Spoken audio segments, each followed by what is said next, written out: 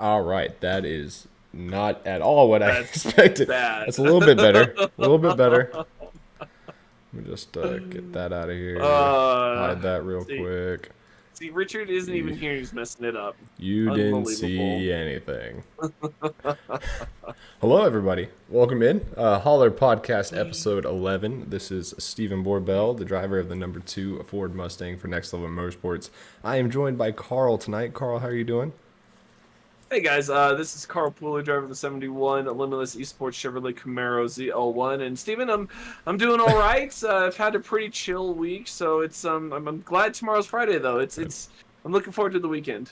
Yeah, you and me both. And it might be here a little bit sooner. We don't have somebody next to us taking up a lot of our time tonight and making us go for 2.5 hours. Richard Wolsifer, He's unfortunately, fired. he is fired. That is why he's no longer here.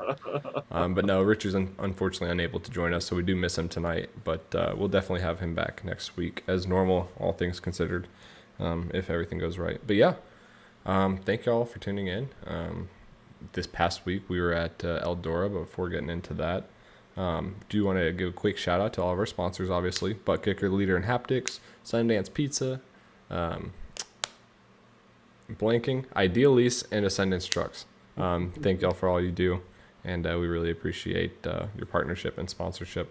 In addition, I'm honestly just going to throw Pit Stop TV in there because at the end of the day, they're not a sponsor, but they deserve a big shout out, and that's what's rolling here on our main screen. So they do a lot of good work, and we are so glad to have them.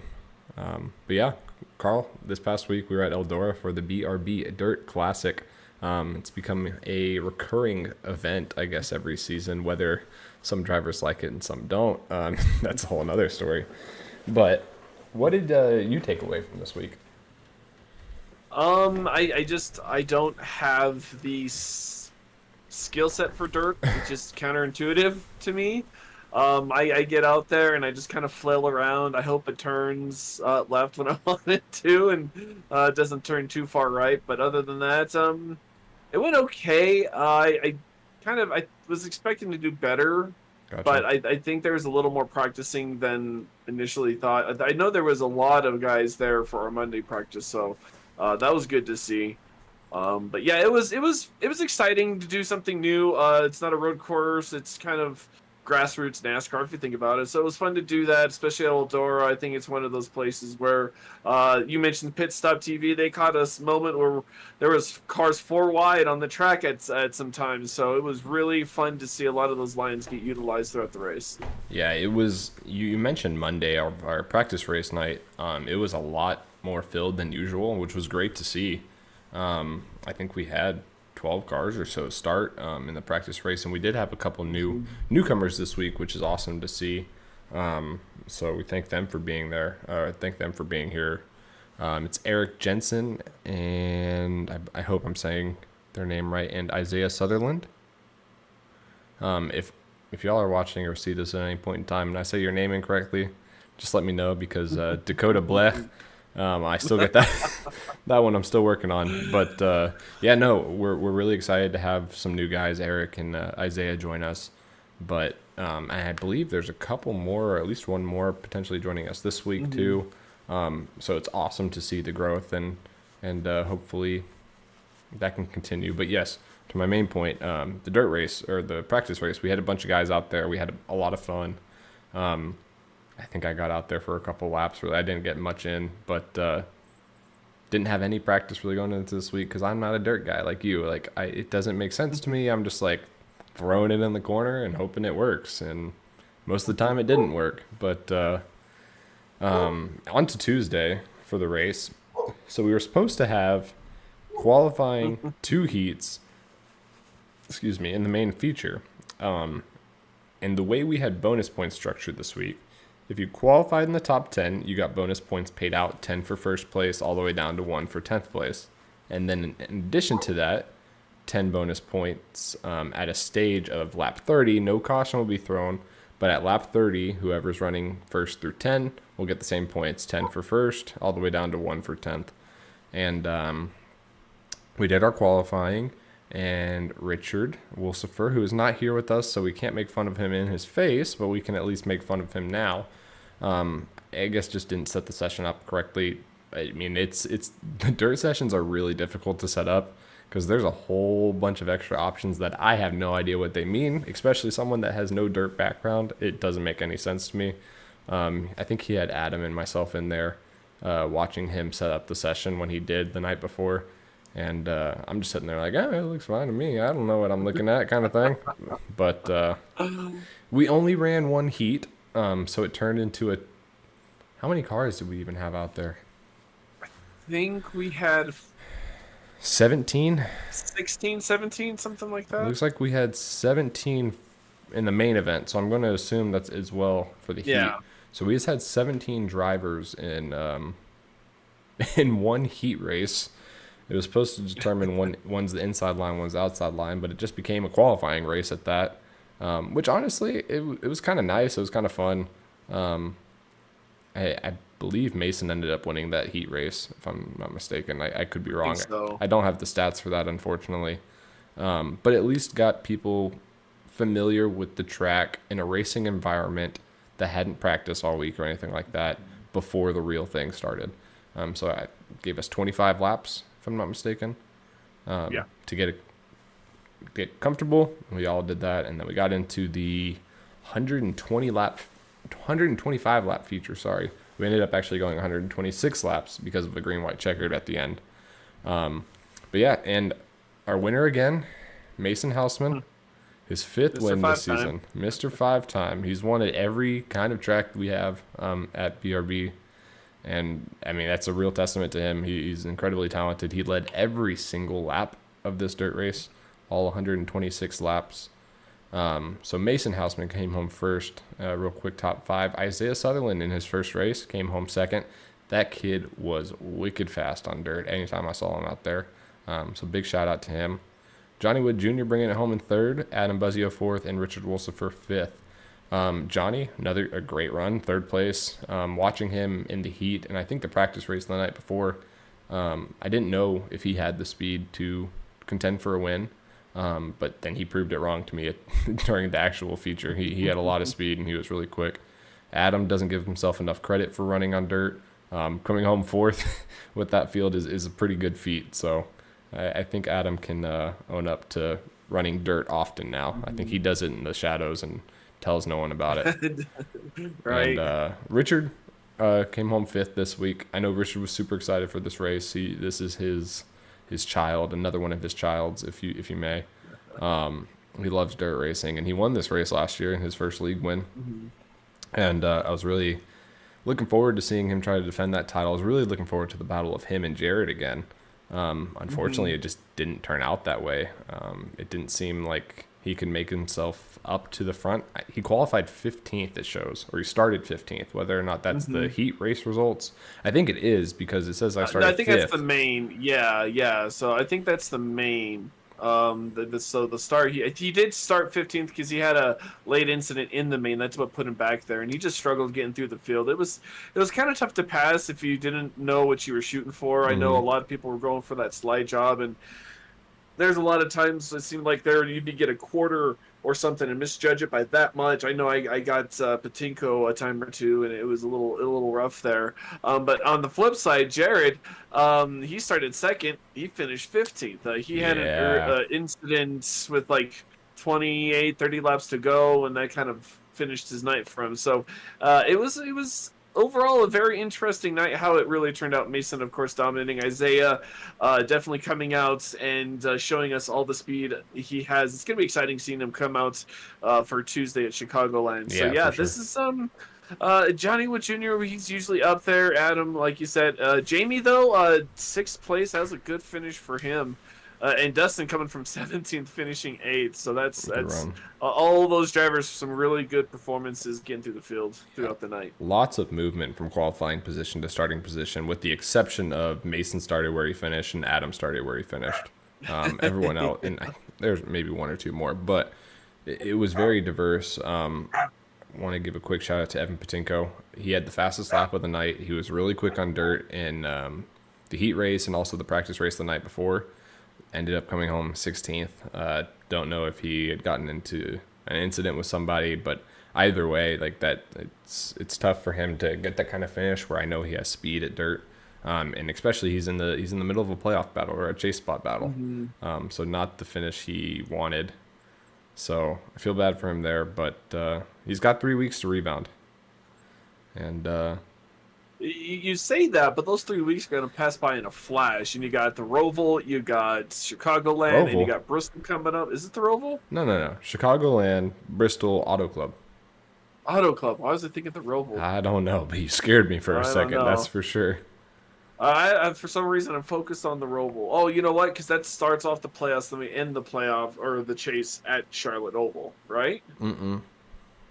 Oh man, I am all kinds of backwards. Playoffs go Vegas. There's a track I'm forgetting, but I know there's Vegas, there's Dega, Martinsville, and Charlotte. There's definitely a track I'm forgetting in there. Okay. I'm pretty sure it's not Charlotte because it's got to be a road course, though, does it not?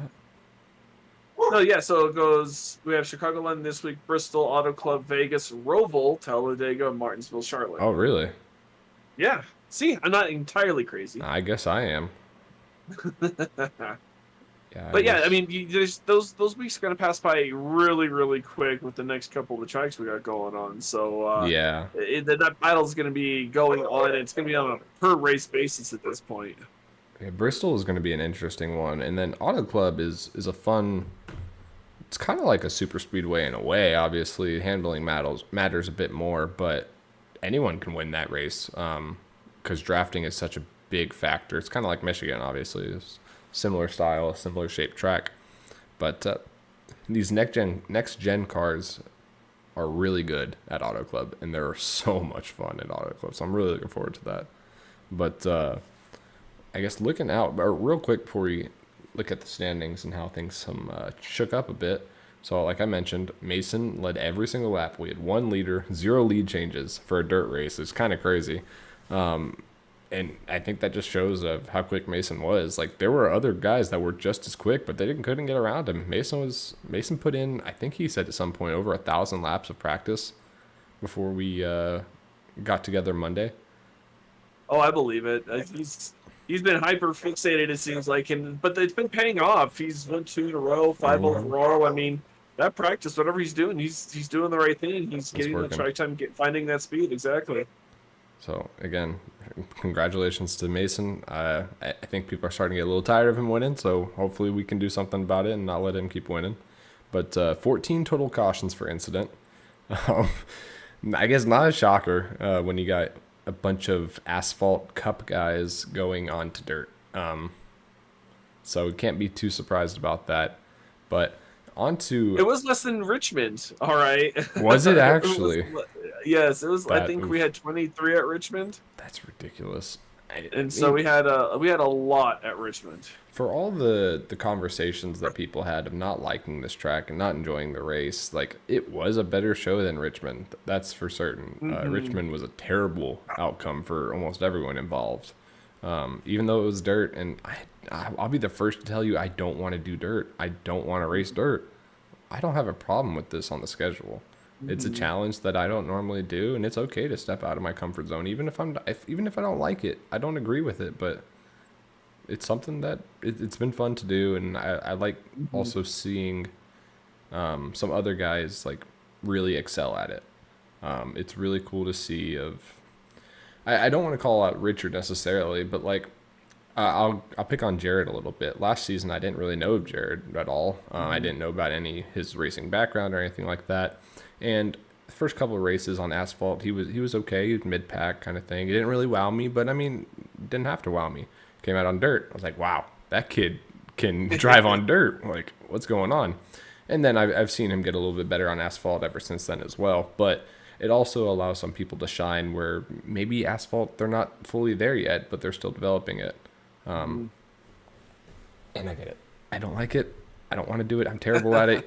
I'm sure you're on the same page as me, but I mean, I don't mind it. I think it's fun, doing something different. I just wish I was better at it. Like, it doesn't even bother me. I just wish I was better at it. And then you're only going to get better at it if you put time in it. And it's just, time is hard to come by It is. anymore. So it's you know the drivers that have put time into it are the ones who do really well at the dirt track. So hats off. Isaiah came out out of the gate swinging. We have Mason winning the race. Jared with bad luck, but Richard started rough, but he definitely came back and charged forward. So those guys who like the dirt, it still shows. They may not have had the nights they wanted, but they had the speed. Definitely so. And on to the points. So not really much of a point shakeup, very minor movement. Mason obviously still on the top. He leads Adam, who is in second place, by more than 40 points now, which is going to be tough to come back within 3 races. So it's not mathematically your regular season champion yet, but definitely getting closer to locking that in. He could lock it in this coming week, but it's very unlikely. But look for it within a couple weeks, unless something happens. Who knows? And then Johnny Wood stays in third, 68 back of Mason. Myself stayed in fourth. I don't know how, but thankfully, very far behind Mason, 110 back. The top 3 are kind of in a group of their own. If you really, honestly, Mason's in a world of his own. Then you have second and third in a little group. And then from 4th down to 9th, I would consider that a full group of their own. So myself, yourself, Carl, in 5th, Richard Wolsifer 6th, Dustin Stalling 7th, Jared Hughes 8th, and Brendan Maddox 9th. We are all separated by 40 points. 5 guys. 1, 2, 3, 4, 5, 6 guys, sorry. Separated. And that's the point points. Separating Adam and Mason right now. Yeah, exactly. Although I need to talk to Adam. I think I finished 10th at the stage, and I was not awarded a bonus point, so I may be putting in an appeals ticket. Yeah. For It's not the too late for hauler that. there. Not too late for that. I mean, that will get you a point closer to me. You'll still be behind me, but it'll get you a little bit closer. Yeah, Every point matters. Within grasping exactly. Every point matters, and I'm here for it. Hey, this is. I really am praying I don't jinx myself here, but this is the part of the season now, the rest of the season, where I feel confident going into each week. Man, I feel like hopefully I can just start getting into a groove here and really making it work, because I was like, I circled this date or Eldora on my calendar at the beginning of the season. I'm like, if I can survive up to this point, I think I'll be fine. But yeah, we'll see. And yeah, so those guys, 6 guys separated by 40 points. There's going to be a lot of back and forth between this group over the next 3 weeks before we get to the chase. All of these guys technically aren't locked, but I mean, for all sake and purposes, that group of drivers is locked. Your top 9 is essentially locked. Just where they will finish in that top 10 in the regular season, we don't know yet, but the picture is going to start getting clearer here in a couple weeks, especially with Bristol in between that. And then rounding out the top 10 is Jamie Plord. Jamie with another tremendous week. Excuse me, can't get my breath today. Jamie with another amazing performance. Super proud to see how he's been rebounding after the start of the season. He finished second at Daytona, but he struggled a couple times or hadn't been able to attend a couple times. And he's really putting his best foot forward. I think he came home 6th this week, and he had some good speed. But he's sitting in 10th, and he is 22 points up over 11th place Evan Patinko. And I know Evan is probably kicking himself a little bit for finishing 16th this past week at a dirt track, which I know he's got speed. He did get some bonus points. Let me just double check. Oh, Evan got 1 bonus point.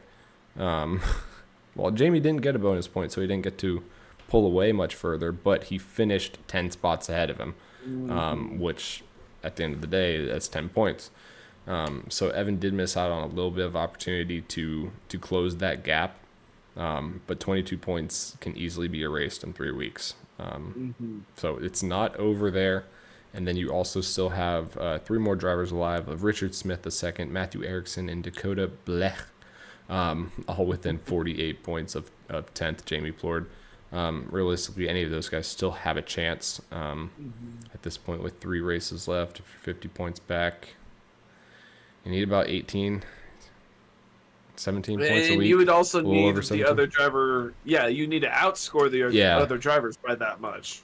So So stages are going to be important, finishing, and then we have new drivers coming in. You mentioned we mhm, saw Eric and Isaiah this week, or I think we're about to see another driver come out this week. I So believe so. although it's late for them to be racing for a championship, they're still racing for wins. So Right. that's going to also take up spots for stages, take up spots for the finishing order. So that's also going to maybe spice up that chase in the end. So we'll see how that goes in the next 3 races. That's a great point. I'm glad you called that out because of adding, even if it's just 3 drivers. This week we had 17 guys. Next week, let's just say we have 20. I know that the math isn't there because whatever it is. Well, let's just say that's 3 extra spots that you can finish better at the end of the race. So that's 3 more Or worse potential than. points, or worse, 3 more potential points. That could be a 6 point swing either way, positive, negative.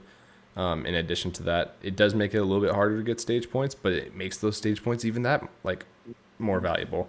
But it also increases the value of the finish a little bit more, which of what we were talking about the past couple of weeks of stage points are very valuable when there's only 15 guys on the track because you can't really outscore them that much at the finish other than that because most of these guys that are getting stage points are finishing top 5, top 10 anyways. And oh, well, Carl finished 8th. I finished 6th. I gained 2 points on Carl, but he got 12 more bonus points than me. So I had a good race, but you still outscored me kind of deal. So that kind of thing. Stage points are absolutely critical for these guys. I'm going to keep saying that each and every week. If you're outside of the chase right now and you're looking in, you need to get those stage points. Honestly, I would even be at the point if I'm some of them of I'm selling it all for the stages. Like I'm going completely off strategy to get the best stage finish possible. If there's 5 laps to go on the stage and I can stay out and maybe get a couple stage points and steal them, I'm going to do it, even if it throws me off strategy the rest of the race, because those points are going to be valuable. Yeah, I'm really excited. Sorry, adjusting, but I'm really excited to see this final couple of races in that battle for 10th. I know it's not as exciting as I think last year we had a couple more spots up for grabs at the end. And with really only one potential spot, it's maybe not the entertainment value aspect. It's kind of harder to sell it. It's not what NASCAR would want to see. NASCAR wants that entertainment. But at the end of the day, we've put on a good product so far this season that I think we're both proud of. And I'm excited to just see where we can get from here. Well, it's been super fun racing. For I'm going to say 95% of it. I mean, there's Yeah. been a little bit of drama, but I mean, it's to be expected. But I really have enjoyed the racing, and yeah, like you said, NASCAR may not have wanted much to do with this season for us, but I mean, even if you were talking, there's 5, 6 of us within 40 some points, and each finishing position for the regular season determines our seeding going in with all the extra bonus points Yep. going through the chase. So, granted, we're kind of focusing on the last spots, maybe the midfield, but there's a lot of storylines still going on. The 3 races to go, all asphalts, all ovals coming up, and it's getting really tight with how people are wanting to race for those stages. I know Evan was racing like a demon, like a madman, trying to get some of those stage points. He was really, really wheeling that car around, it seemed like almost all night as much as he could, because he knew what was on the line for him. And we're going to see just more and more of that. Jamie needed a good night, and he got one. So it's not over till it's over, and we still have a little bit before it's over. So it's going to be fun. No, and the desperation is going to start to being showed out of some of these guys within the next couple of weeks. If it's not this coming week at Chicagoland, people are going to realize after that week there's 2 races left.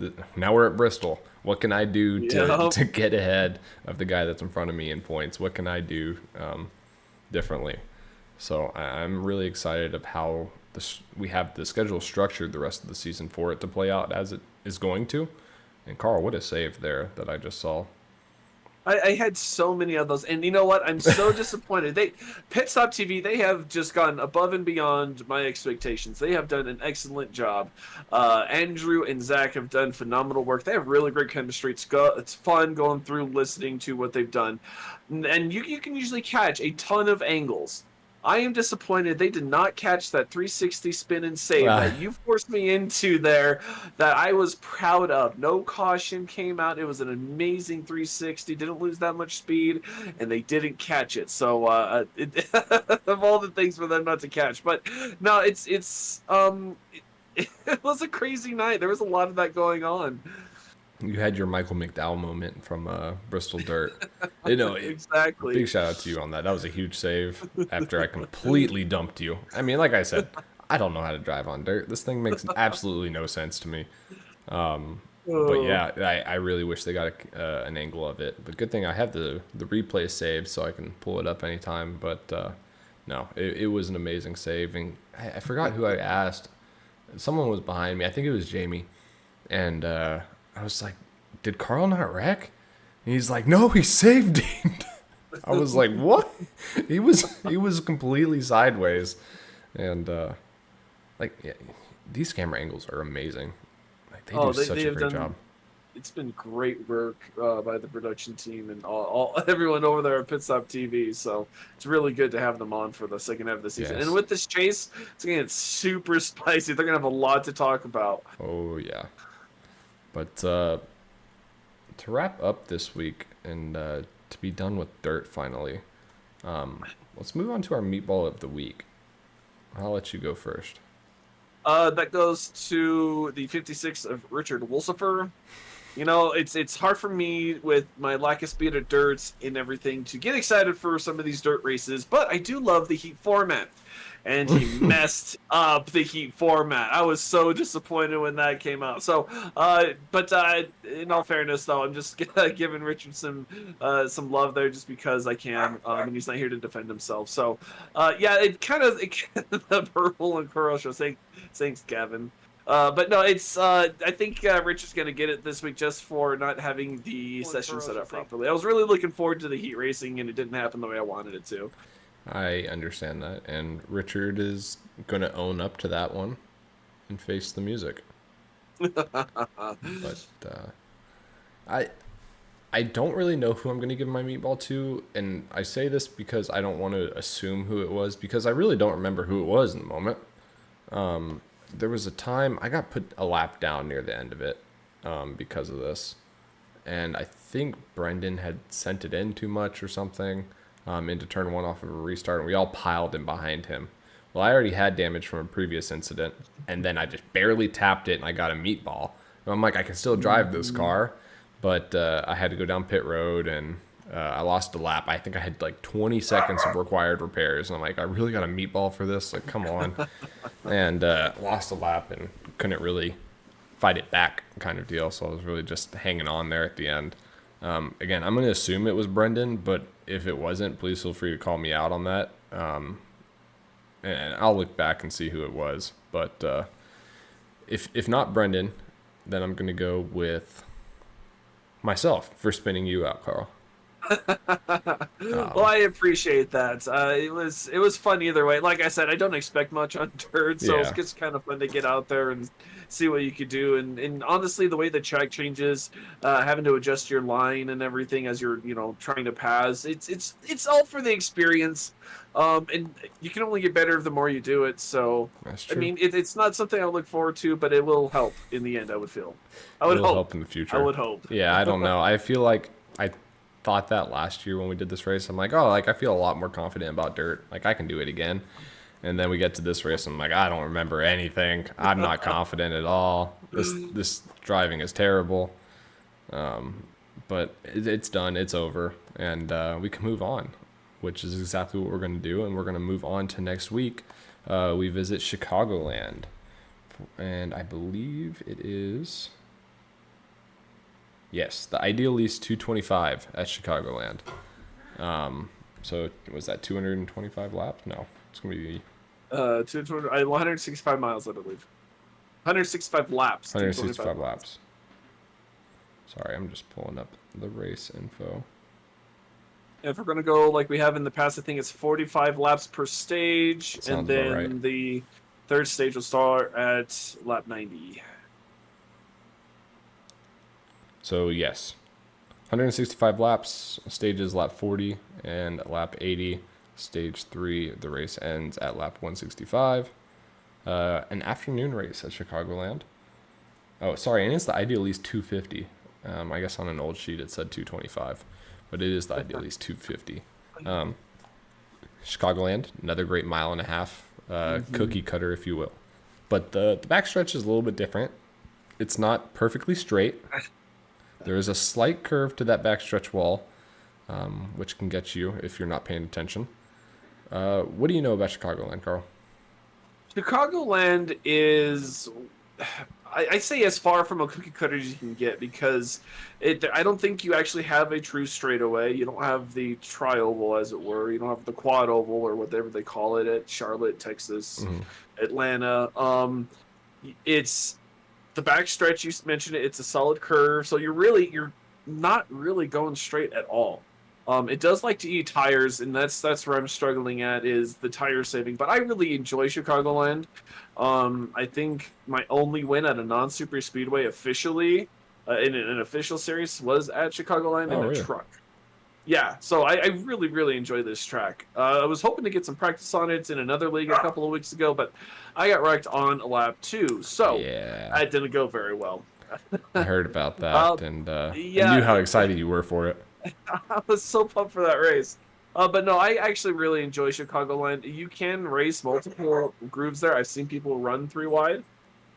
So it's a very diverse track, in my opinion. When racing it in the afternoon, if it transitions, if it gets cooler, the track is going to change as well. So it's one of those. I'm actually really pumped, and it is the final race of our BLRB bonus brawl series. Yes. So I also am in the running for that too. So I'm also hopefully going for a good finish for that as well. And a quick refresher, do you happen to have the standings for that, or does only Richard have that? I think Richard posted it in the brawl. Bonus brawl. It goes Brendan Maddox with 17 points. Jared and Adam are tied in second place for 16 points. I'm there in fourth at 15. Johnny Wood, 14 points, and Dustin Stallings, 12. Everyone else is essentially, or is mathematically out of the running, because you can only earn a maximum of 10 points. Gotcha. If you finish in front of everyone. So you're looking at Brendan Maddox, Jared Hughes, Adam Buzzio, Carl Pooler, Johnny Wood Jr., and Dustin Stallings. They are going to have the red and white striped spoilers and diffusers, front lips. And like I said, I'm only 2 points out of it. One really good finish like I had at Texas, and that cash is mine. And I believe we are up to $160 for the winner. So there's not only is there playoff or chase implications of this race, there's also money on the line. So things are going to get wild. So Carl, let me ask you this. You get in a situation this week at Chicagoland. You want to win that bonus brawl, but you have a chance to get stage points or potentially just, better your season standings. Or you have a chance to go out there and actually win the bonus brawl by making a bold call or whatever it is to put you up front at the end. What are you going to lean more towards? I've been telling myself this for the past 2 or 3 weeks. The way the chase is looking, I'm probably going to on the outside looking in. The top 3, Mason, Adam, Johnny, I think, going into the chase. I mean, even just we're 3 weeks out, but that's my take right now. And there's no way I'm winning a championship over those 3 drivers. I just don't see it. So I am going to put my eggs kind of in the bonus brawl. So I'm kind of my strategy will try to be around bonus brawl drivers and the brawl itself, because that's the most important thing to me right now. Interesting. I really like hearing that perspective, because I don't know if I could ever do that. I'm such like a long-term focused guy of like, even if I'm 14th in standings, I'm still going to be looking to see what I can do to get myself into the chase or whatever the case is.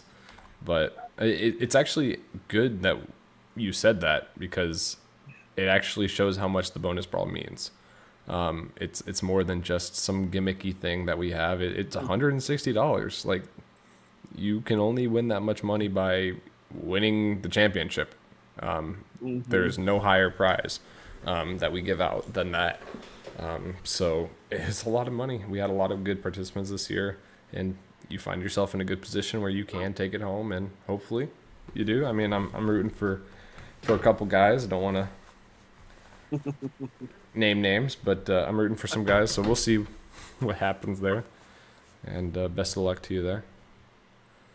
Much appreciated. I'm going to need as much as I can get. I'm going to try and get some extra practice time in maybe this weekend, but we'll see what happens. Probably a good call. And you mentioned saving tires is a big deal at Chicagoland. Do you have a recommendation for how to do that here? You have to drive slow. Unfortunately, you have to really. The best way that I've learned, of course, I'm not the fastest car on the track, but what in my perspective, my experience of the track is you really have to um, just really let off early in the corner, like a good, Mm, almost a car length, if not more, than you want to, just to save that right front. And that's where all the pressure's going. It's a decently high banked track, so you're carrying a lot of speed through the corner. And the way the track is formed, you really want to hit that apex, get that momentum off the corner, and carry that momentum, carry that speed through the straightaway, the front stretch and the back stretch as much as you can. All while trying to save that right front. So that's my best ideas on how to save at that track is just give up a little bit more on the corner, let it roll a little easier, and then accelerate off the exit just to try and save that tire a little bit more. right. No, that's some good advice. I feel like I've always had an issue of I send it into, well, I used to at least. I used to always overdrive every single corner on entry, and I didn't know why my right front would be absolutely shredded. But giving up that time on corner entry usually benefits you in the long run massively. Even if you lose half a tenth to the guy in front of you, you know you're saving your right front more likely, more so than that guy, and you'll eventually see him again. So yeah, no, that's great advice.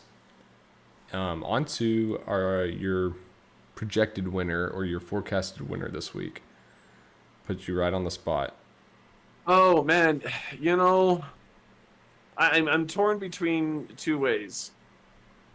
And it's gonna be tough because one, I want to choose Adam because he's been in that spot. He's been up in the top 5, top 3, top 2. He's been there. It's led laps. And this is another track I think he'll have a decent amount of speed on. Mm-hmm. It'll be good to see him get his first win this season. On the other half, I'm kind of leaning towards Johnny Wood Jr. He always seems to be towards the front of these mile and a halves. He's always in that podium position, it feels like. He's getting top bonus points for the stages. So I'm kind of torn between Adam and Johnny Wood 50-50. Yeah, I'm glad you brought up those two names too, because that's exactly where my head went at first. And honestly, I feel basically the exact same way you do. Like, it's another track that I feel like Adam would be fast at, and I do hope that he gets that first win of the season and can finally just forget about it and be done with even thinking about it. But I have a hard time going against Johnny Wood, who has been dominating on these mile and a halves all season, up front every race. Texas, Kentucky. There's another mile and a half. Atlanta. He's been quick at all of those. So I have a very hard time of going without him. So I guess for that reason, I got to pick Johnny Wood Jr. as my winner this week. And that's not a knock on Adam. And it's a knock on Mason because I'm not picking Mason again for the rest of the season. And maybe the Roval I'll consider him. But honestly, like, Johnny Wood to me is in the driver's seat for these mile and a halves. And that could be really interesting getting into the championship race. If Johnny Wood's in that chance to win it, we're going to Charlotte for the mile and a half. I think he might be a favorite then. Definitely, and that's what's going to make this so much more interesting with everything that we got, because there's Talladega in the chase, there's the Roval, there's a lot of question marks going on right now in the chase. Martinsville, penultimate race of the chase. So I can't wait for the podcast after that race. Race is going to be insane. It's gonna be. I honestly think it's gonna be one of two things. We're gonna have a really clean race, some bumping, some rubbing, but overall clean, or it's gonna be an absolute disaster. I don't think there's gonna be much of an in between. Well, the good thing is we're not doing a playoff style format to where that race is your cutoff to your final four. Let's say. I don't think I could trust a bunch of guys on iRacing to behave in that scenario, or at least at this format, it's total points within the 5 chase races. So if you have a bad race, like, that's not an excuse. Like, almost all of that top 10 is going to have a bad race in that final 5. So you can't just be like, oh, this guy wrecked me at Martinsville and now my season's done. So hopefully that limits some tempers. There are going to be tempers regardless at Martinsville. Next to final race this season, it's going to be a bloodbath. It's gonna be something. We'll see. It'll be fun though. I'm really excited for that one. Not necessarily that I'm good there. I just think drama. I'm there for it. Yep. So. Yep. But yeah. I guess a quick shout out to our sponsors again. Obviously, thank you, Butt Kicker, Leader and Haptics, Sundance Pizza, Ideal Lease and Ascendance Trucks. We appreciate y'all. And again, I'll throw Pit Stop TV in there. They're on the main screen right now, and they do a tremendous job broadcasting the Butt Kicker Cup Series. We love having them on for the past 2 weeks and the rest of the season as well. So again, big shout out to them. But with that, Carl, I don't have any other league-based news. I'm nervous because I've had a bad Indianapolis, I've had a bad Eldora, rough Eldora. Last season, about halfway through the season, I started falling off, so I'm nervous. I don't want to get suckered into that false sense of security because these next 3 tracks are actually decent for me, but I don't want to go in thinking that because that's what got me in last season. So I'm excited but nervous. I'm the kind of the opposite of you. I don't have that confidence. I'm on the downside right now. But you're being on the downside because of what happened last season. But like you said, these are tracks that you're really looking forward to. And on paper, I can see you doing well at these tracks. But on paper, I wish we could follow paper all the time. Just get your practice in, get your laps in, and you'll be fine. Stay out of trouble. I know that's harder than it is to say, but the only way to stay out of trouble is if Mason gives me his grip hacks and I stay up front. That's the best way to do it. Or just stay up front without the grip hacks. You don't need them. Oh no, I need them. I need them. Did you? It's like you weren't there Tuesday. Oh well, that was dirt doesn't count, so I'm not going to count that against you. Oh man, love it. Oh goodness. Oh well, I mean, goodness. If you don't have anything else for the league, we can go straight into NASCAR news. I know that's a fun topic. There's a lot going on right now in NASCAR. So I guess with that, yeah, this past week NASCAR was at Richmond for their return race from the Olympics. Thought it was going to be a nice, boring Richmond race, you know, but NASCAR threw the curveball in with the extra tires. So two types of tires, I guess, the prime and the option tire. Is that what they named them? I don't like that. I think it was the option. And so they got 2 sets of the red option tire, which is softer and wears out quicker, faster laps, etc. And then your normal amount, I don't know if it was 6 or 8 sets of normal tires. So it added at least a little bit of wrinkle into a race that most people would think is just another boring Richmond race, and which was actually kind of compelling for the most part during the race. You saw a big one was Daniel Suarez hop onto those option tires and come right through the field. You actually had passing at a short track race, which is almost unheard of in these next gen cars, with the exception of Bristol, where they had the tire issues earlier this year. So it was quite refreshing to see. And then Austin Dillon was going to win. He was going to win legitimately. He was fast all day. He qualified well. He ran a great race, and he was leading the race at the end. And then Ricky Stenhouse Jr. comes. Don't know what he's doing. Rex Ryan Priest with 2 to go or something. And we have a green-white checkered. What? You're telling me there was 1 caution for incident, and it was then? Like, I don't know. That's something that would happen in a league race, not a Cup Series race. Like, you're racing someone not even for position, and I don't know. It was a little weird. And then, so then Dillon had to work for it. On the green-white checkered restart, he got beat by Logano. Logano got a great restart. He got around him, and then you're thinking, oh, this is over. Like, you can't really do anything about it. It's too late at Richmond. And going into turn 3 on the last lap, you still thought it was too late. He was too far. He can't do anything. But he proved that he can do something. Sent it in on Logano, gave him a good old shove in the rear. Logano turned and then it looked like Dylan was going to win it. But then comes Denny Hamlin slithering through on the bottom, and Dylan's spotter tells him to wreck him. So he turns down left, right rear hooks Denny into the wall, and Austin Dillon is your winner. He's in the playoffs. Congratulations, right? Oh, no. Lots more drama. Do you want to tell us about the drama that unfolded afterwards? So afterwards, of course, NASCAR likes to wait until Wednesday to hand out their penalties. The first penalty we see is a $50,000 fine to Joe Logano. He got a little tempered through pit road, spun out his tires while there was, people on pit road and stuff like that. So it's kind of a misconduct safety fine. And then for Austin Dillon, though, NASCAR said, okay, you technically get the win and you get the money, but it's not going to count towards your playoffs. You're going to get fined team points and driver points. And they really kind of threw the book at Austin Dillon. And I think finally, after how many times we've gone through this playoff situation, that we finally got a solid line where, okay, you can wreck one car for a win, but you can't wreck two. Well, and I guess, I hate the argument that people have been saying of, oh, well, Dale did it in the 3. Dale wrecked everyone for the win or whatever. There's a difference between bumping someone or moving someone up the track on the last lap and completely hooking them. And to be completely honest, I don't really have much of anything against the move he did on Logano.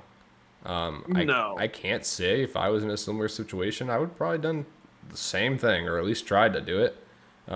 Just give him a shove in the rear and see what happens, kind of deal. If he can hold on to it or not. He didn't necessarily go in there with the intention of spinning Logano. He was just trying to move him up the track. Well, Logano spun it. And then the problem I really had, and I would assume most people had, was that he hooked Denny. And we've seen suspensions for right rear hooks recently in the past couple of years. While this wasn't a retaliation, it was to win the race. And to me, you don't do that.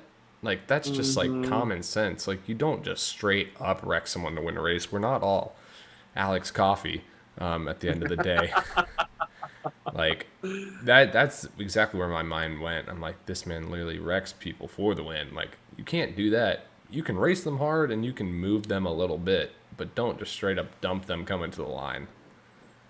Well, and I think that's the major thing NASCAR had with it too, is especially with obviously the safety issues and a hard right hook at Richmond. It's a fast short track, fast 3/4 miler.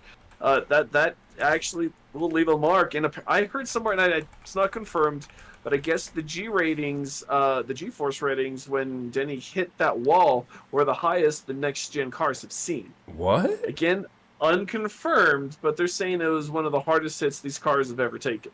It was a weird hit because he did hit it. It was definitely weird. Door. It was door slash the front fender got into it, but it was pretty flush to the door. Mm-hmm. That is interesting. But I mean, no matter the track, a right rear hook is never safe. I don't care if we're at Martinsville, for crying out loud, and they're going 60 miles an hour coming out of the corner and you get right rear hook. That's still dangerous, especially in front of a bunch of other cars. Yeah, and again, I don't hate Austin Dillon for doing it because he was in a desperate situation. He's playing in the system that NASCAR created of you win and you're in. Well, if that's the case, I'm going to do what I can do to win, and he did what he did. Again, if I'm in the same situation, I'd probably do the similar thing. Maybe not to that extent, but I could justify it. Yeah, and I think the situation's different. He races these guys. It'd be hard because he races these guys, year in, year out, week in, week out. And now he has that whole team now has that reputation, and he's going to get raced differently for the rest, at least the season. And who knows what carries on over into next season? But at least this season, people are going to race him differently. If they get behind him, their spotters are going to be on their radars, and hey, you have the 3 behind you, watch out.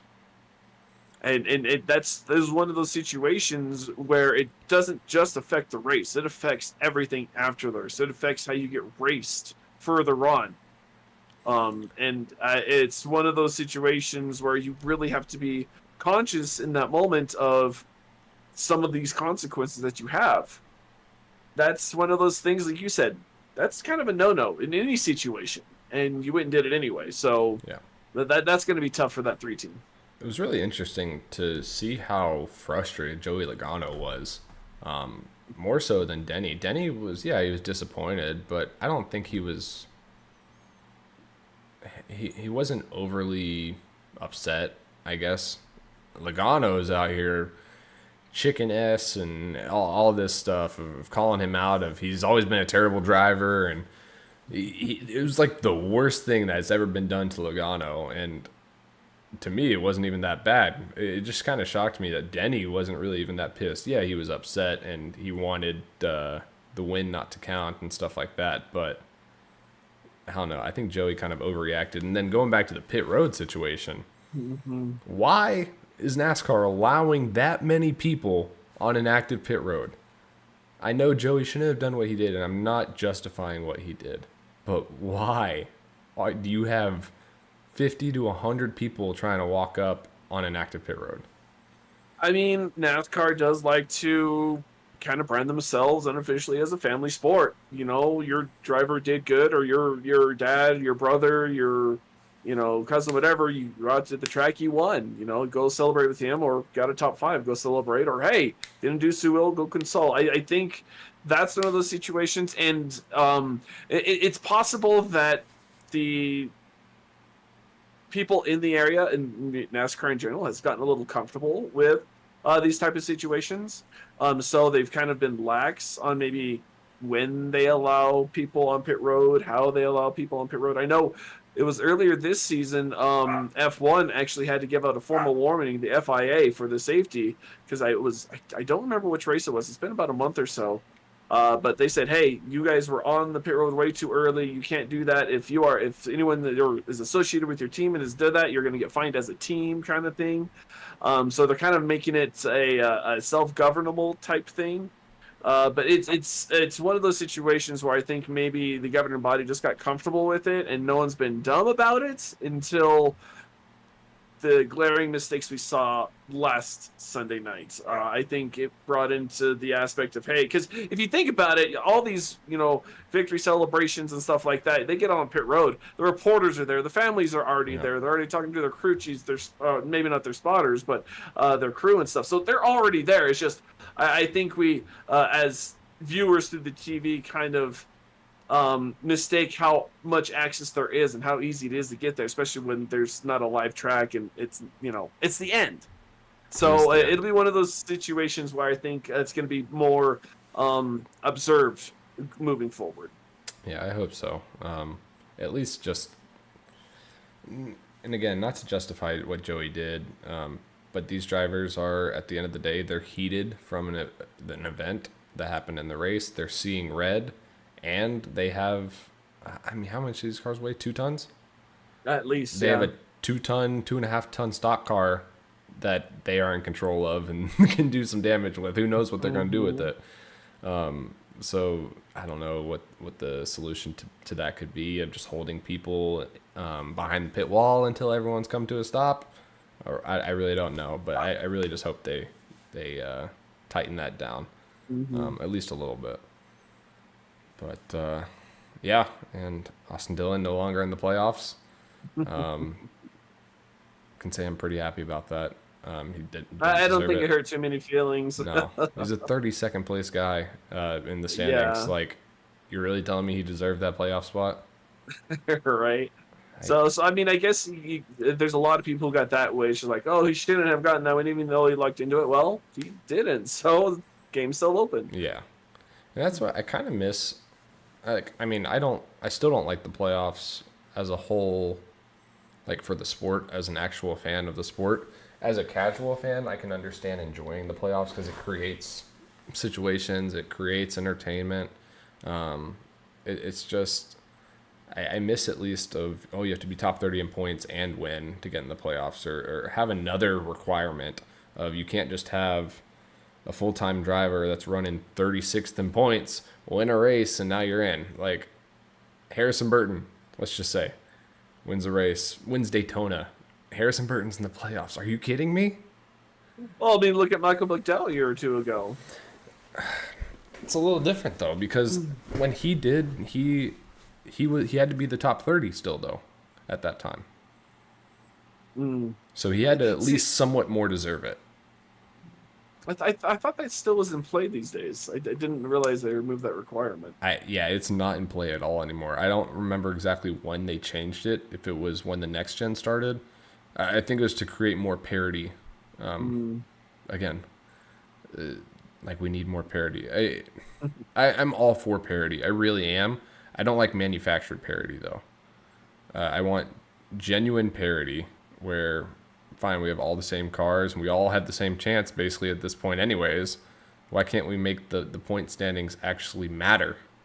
You don't get rewarded for driving consistent anymore. You only get rewarded for wrecking people and winning races. Well, but the only way you win races is you're in front. If you're consistently in front, you'll win races. I like it. I don't mind it. I think it did bring some attention to the sport. It could be tweaked. But I do kind of like the idea of the way it's turned out, or maybe go to a single stage race and do maybe 2 rounds of a chase. Say you get 16 cars qualify, you go 6 races, you cut that down to 8, then you have 8 cars that have a chance for this championship. I am okay with that if we no longer have a playoff format, whatever playoff format you want it. I'm okay with that as long as we change the final 4, whatever you want to do it, to a 3-race playoff. Oh, I was just saying, you have, say 10 races in the playoffs, just cut that in half, or so you have 2 chases. You go right round to 16, you go first 5 races, then you cut it down to 8, and then those 8 run for the championship. Okay, so I'm honestly would prefer that, just because it at least matters somewhat. You could still argue, yeah, that driver just got hot in the last 5 races of the year, but at least it's... But if he makes it into the chase... I just really don't like the Final 4 situation. It is hard to get into the Final 4. I'm not going to take that away. But I just hate one race decides it all. Christopher Bell, was it last year you broke a brake rotor? Mm-hmm. That's such a terrible way to lose a championship. Yeah, that could happen if he was in the final race anyways and he was leading the points. That could happen kind of thing. But at least he has other races to fall back on to benefit him. Rev wants to go back to the no playoff original cup point system. I mean, I understand why people really enjoy it, or are really sentimental for that original Winston Cup format. I just don't think it has a place in today's sports.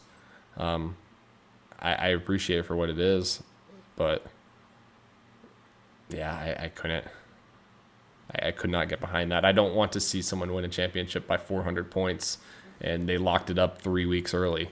The F1 had that last year with Max Verstappen. That's terrible. You don't want to see it because who's going to want to spend money to run a race that doesn't matter?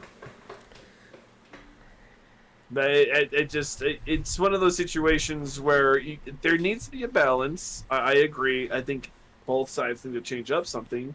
I think NASCAR's maybe closer to what I would be looking for, but yeah, I think it all needs to get tweaked. I think it needs to get revisited. That's fair, and it should constantly be retweaked. I don't think we should ever settle on an idea entirely. And Richard says, so Richard, I don't know if you're still busy, but I know we're probably going to wrap it up actually here pretty soon. But I was going to say, if you weren't busy and you did want to hop in here, feel free to hop in. Your seat's always available if you're not here. But you're a fan. It makes teams be the best every minute in every race. And that's actually a really good point I didn't really consider. It does really require, like that last race especially, you do have to be on point for the last race. So you do have to really earn it in that last race if you're part of that Final Four. I know. What's the stat? Like 6 out of 8 or 5 out of 8 of the last championship they decided by the winner because you have to win it to get that spot. You pretty much have to win it now. Yeah. Or I think, was it last year was like the first time it wasn't the winner for a while. Yeah. Richard's on the road. Well, never mind. Disregard But Oh, texting and driving, genius. YouTube watching, commenting, and driving is even worse. Oh man, this guy. But no, that is an interesting point to it. I forgot what I was going to add on to that.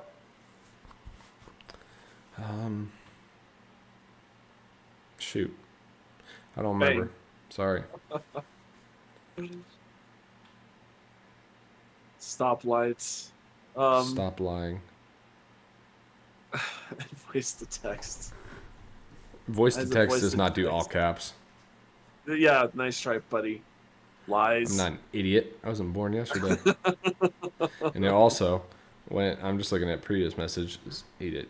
Dude, Denny's right rear wheel wasn't just broke. ... Also, speech to text doesn't do that. Calling you out. Man, Richard's terrible. He's playing hooky. That's what he's doing. Liar. I'm not your family. You can't lie to me, and I will believe it. Oh, but you know, I think overall Richmond is going in the right direction. I think I think they should have given him maybe one extra set of soft tires, give him a little more wiggle room to see how that would have played out. I mean, you had 400, laps. Why not let him try some new things? But was I also the only one hoping it would rain? You're not the only one. That would have been, I'm sure, the first time in NASCAR history they had 3 different tires used in a race. Dude, that would have been wild. But can you imagine the headline? They bring in the option and then have to switch to the wet. That would have been fun to watch. Yeah, And I think that would have been fun to watch. I don't necessarily want NASCAR to get to that, to where it's kind of like F1. You have a soft and a hard and a medium and a wet tire or whatever. There's 4 different tires, right? I think it's interesting on its own for a strategy element. I do still prefer just the one kind of at least dry tire, and who can manage it the best. Really put it in the driver's hands, because I feel like it can get too analytical and too strategic if you have different kinds. And again, it makes for a great storyline, and it is interesting either way. So I don't hate it, but I really hope NASCAR just takes the soft tire. They're like, this is our new short track tire. Boom.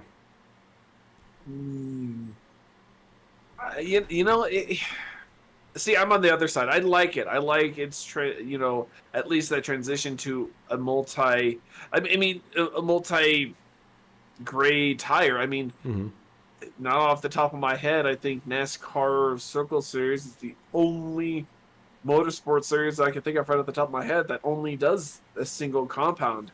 IMSA does multiple compounds. IndyCar does. F1. IndyCar does. F1 does. I mean, the WC does. It's kind of crazy. But I think it maybe, I mean, look at all NASCAR's done in the past few years. I mean, with the car, getting the independent rear suspension, sequential transmission, they're transitioning there. So I think the overall, I would say, success with the option tire at Richmond, we're going to see more of that. I'd be curious to see the capacity, if, say, 1.5 miles, a little more durable, or seeing Trans Am does not. I didn't know that, but I mean, who watches Trans Am? Yeah. But it's going to be interesting to see how it progresses. I think with the shifting interests of everything, we're going to see more and more and more of this. Rev, you're all the tires. They tried everything else. I mean, it's funny you bring this up, because Kyle Larson, our golden boy almost, was quoted at a Full Racing interview saying that overall he thinks he's the better overall driver than Max Verstappen, the 3-time Formula One champion.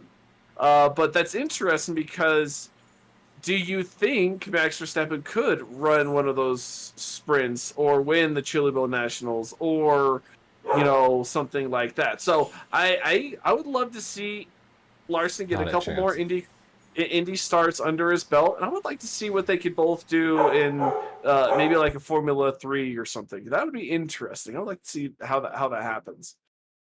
Or just have it, sorry for the dogs barking in the background, but have Kyle do an F1 event and then Max do a NASCAR event. Ooh, that would At be a least good one. give paper to pen. I mean, actually see what happens. It brings up, I guess, also Juan Pablo Montoya coming back into, and I think we brought it up last week briefly. Yes, Uh, yes. I think I it's Watkins Glen though. It is Watkins Glen, Yes, and yes. I found out this week that Juan Pablo Montoya is 55 years old. I didn't Well, realize he was old. his son's racing in F2, I think, right Oh, now or really? something. Oh yeah, so he's been watching his son race quite a bit. Huh. Yeah, I don't expect a whole lot out of Juan Pablo at Watkins Glen, but it'll be interesting at least. Well, and then we have AJ Allmendinger coming back Oh full time yeah, in the Cup Series for good Crowley call. Racing. That's another interesting signing piece of news. I think a lot of it has to do with he has sponsorship. Hmm. He has sponsorship, and I love the guy. Well, I do too. Like, how can you not respect AJ Allmendinger? I mean, at the end of the day, he is one of the longest tenured Cup drivers at this point. Yeah, I know he's not in Cup right now full time, but I don't even remember when he started running Cup. It was like 2007 for like Red Oh, Bull. yeah, it was Red early. Bull Racing with Toyota whenever they came about, maybe even slightly before then. But he's been I around think a long Brian time. Vickers was still around at that point. Yeah, it was him. It was Hmm. Brian Vickers and AJ Allmendinger on that team, 83 and the 84 of the Hmm. Red Bull Racing in NASCAR. But no, like he's a familiar face. He's a familiar name. He has backing with either Celsius or who's the other one? Is it Circle that he has as well? With I know Oh, colleague has those partners, but some of them are really yeah. dedicated to AJ. Well, and when AJ goes runs for them in the Xfinity Series, it's going to be one of those situations where he's already established, and besides maybe Carl Larson, he's one of the more versed in the other disciplines of Hmm. racing. He's done the road. I mean, he's was regarded as the road course ringer, probably still is for the Yeah, longest time. So he's also got that in his back pocket, and he has been racing for a long, long time. So it's good to see him come back in this crowd of young guns. See him come back and try and make another run for a championship. I would love to see that. it would be awesome. I want nothing more than to see him succeed. Um, and a couple others. I just wanted to look real quick into AJ Allmendinger. Um, this is not as easy as I thought it was going to be. Rev finished up with 100 laps at Charlotte. 22 cars, no yellows. Oh, I bet you it was easier night for you, Rev. Oh, I love Charlotte. Charlotte's probably one of my more favorite tracks on the service. I don't know what it is. I always seem to have decent speed there. Charlotte's it can be easy, but also kind of lures you into that false sense of security where, oh, it's easy. We're gonna go 3-4 wide, and then it's not so easy. So that's actually still impressive. 22 cars, 100 laps, no cautions. That's a good night for Rev. So I did go back on Racing Reference. AJ Allmendinger's rookie year was 2007 with Red Bull. And then obviously he jumped around a lot the following years, whether that was in the 43, he was in the 22 for a little bit, the 10, the 51, the 47. And he got his first win in 2014 at Watkins Glen. He got his second Cup win last year at the Roval. Absolutely would love to see him win on an oval. Unfortunately, that has never really come to him in his time in NASCAR. In his long time in NASCAR, he doesn't seem that he's not necessarily strong at ovals, and he hasn't learned them tremendously well ever since then either. But actually, I did see. Well, I So mean, he has shown some flare speed at ovals. He seems to either get in a bad situation or make a bad situation worse, and he's still missing that rhythm. I think an oval yes, takes versus a road course. and he has two second place finishes at an oval in his career, and they're both at Martinsville, and then a handful of third place finishes, three of them, three third place finishes at Daytona. Jeez. So maybe super speedways he has something figured out, or even Martinsville. I didn't realize that he has 2 second place finishes in Martinsville. I didn't ever remember them. But yeah, AJ Allmendinger coming back full-time Cup. Love seeing it. Great guy. Yeah. Anything else that you can think of off the top of your head? No, Richmond, next week, or I should say this week, we're going to Michigan. And Yep. Michigan has been producing some really fun racing the past few times we've been there. The Irish Hills, it's a 2 mile course. We actually hit on it, talk about Auto Club of the League. Yep. Michigan, you need that draft. And it's going to be a pack racing field. I feel like you're not going to be able to really run away with it unless something happened behind you and you lose that or get rid of that draft. So Michigan could be a fun race this weekend for the NASCAR Cup Series drivers. It could. And with that, who do you have winning this week? Or what is Oh it? The man, Firekeepers Casino 400. see, Michigan is becoming one of those races where if you're in the top five, you can make a move. Mm-hmm. Um, oh man, it's I would like obviously Martin Truex, but he can't find himself out of a wet paper bag at this point between him and his crew chief and everything else going on. I think maybe Christopher Bell being able to save those tires. Christopher Bell I think may have a shot. He's had a little bit of momentum, lost a little bit, had some issues this past couple of weeks, but I think Christopher Bell may have a shot to win this one. Christopher Bell at Michigan. Huh. I was just looking back at Michigan recently, the past couple of years. I don't even see Christopher Bell on this list. Richard says William Byron for the win in the 24. Wow, he didn't go Kyle Busch? I mean, have you seen our CR lately? He's Yeah, finally learning. that's true. Um, Give me Brad You know, Keselowski. Brad. He was in the back of my mind as well. Yeah, he. I don't want to go Chris Buescher. I have a feeling it's gonna be a Ford. Ford. And Rev brings up a good point. He says CD maybe a top 5 bid equipment might keep him out of it. For what, the third, fourth week in a row, we've seen Toyota drop an engine. And I mean, they had a couple times earlier in the season too. I think it's affected every car on that team. The 54 blew an engine in Sonoma. The 11 blew an engine. The 20 blew an engine. I think the 11 blew an engine at Pocono. I think the 20 20's blew blown an engine a couple times. a couple of times. And then this past week at Richmond, Martin Truex, the 19, blew an engine. Is it time for Toyota to be a little worried about the reliability issues of their engines getting on in the season? Yeah, that's a good point. Because once you get into the playoffs, you definitely can't afford that for a championship race. We were just talking about it, how, it makes you have to push a little harder and get those wins. So just finishing something. And Rev, I'm curious to see, or I would love to hear what the problem is. Is it in the upper end, in the valve train, camshaft, valve spring, stuff like that, or is it the lower end? Is cylinder 2 popping out and trying to say hello in the middle of the race, or is it is it something going on in the rods, the pistons? I'm really curious to see where they're trying and where they're finding the point of failure of these engines, because it kind of seems like it's all in the local area of maybe a cylinder wall going down, because we saw a great camera shot by the cameraman at Pocono when the 11 lost his. You saw all that mixture of oil and coolant coming out of the tailpipes. That usually tells me some sort of internal failure of the cylinder head or something like that. But it's curious to see what they would find, because it's a situation they need to figure out now.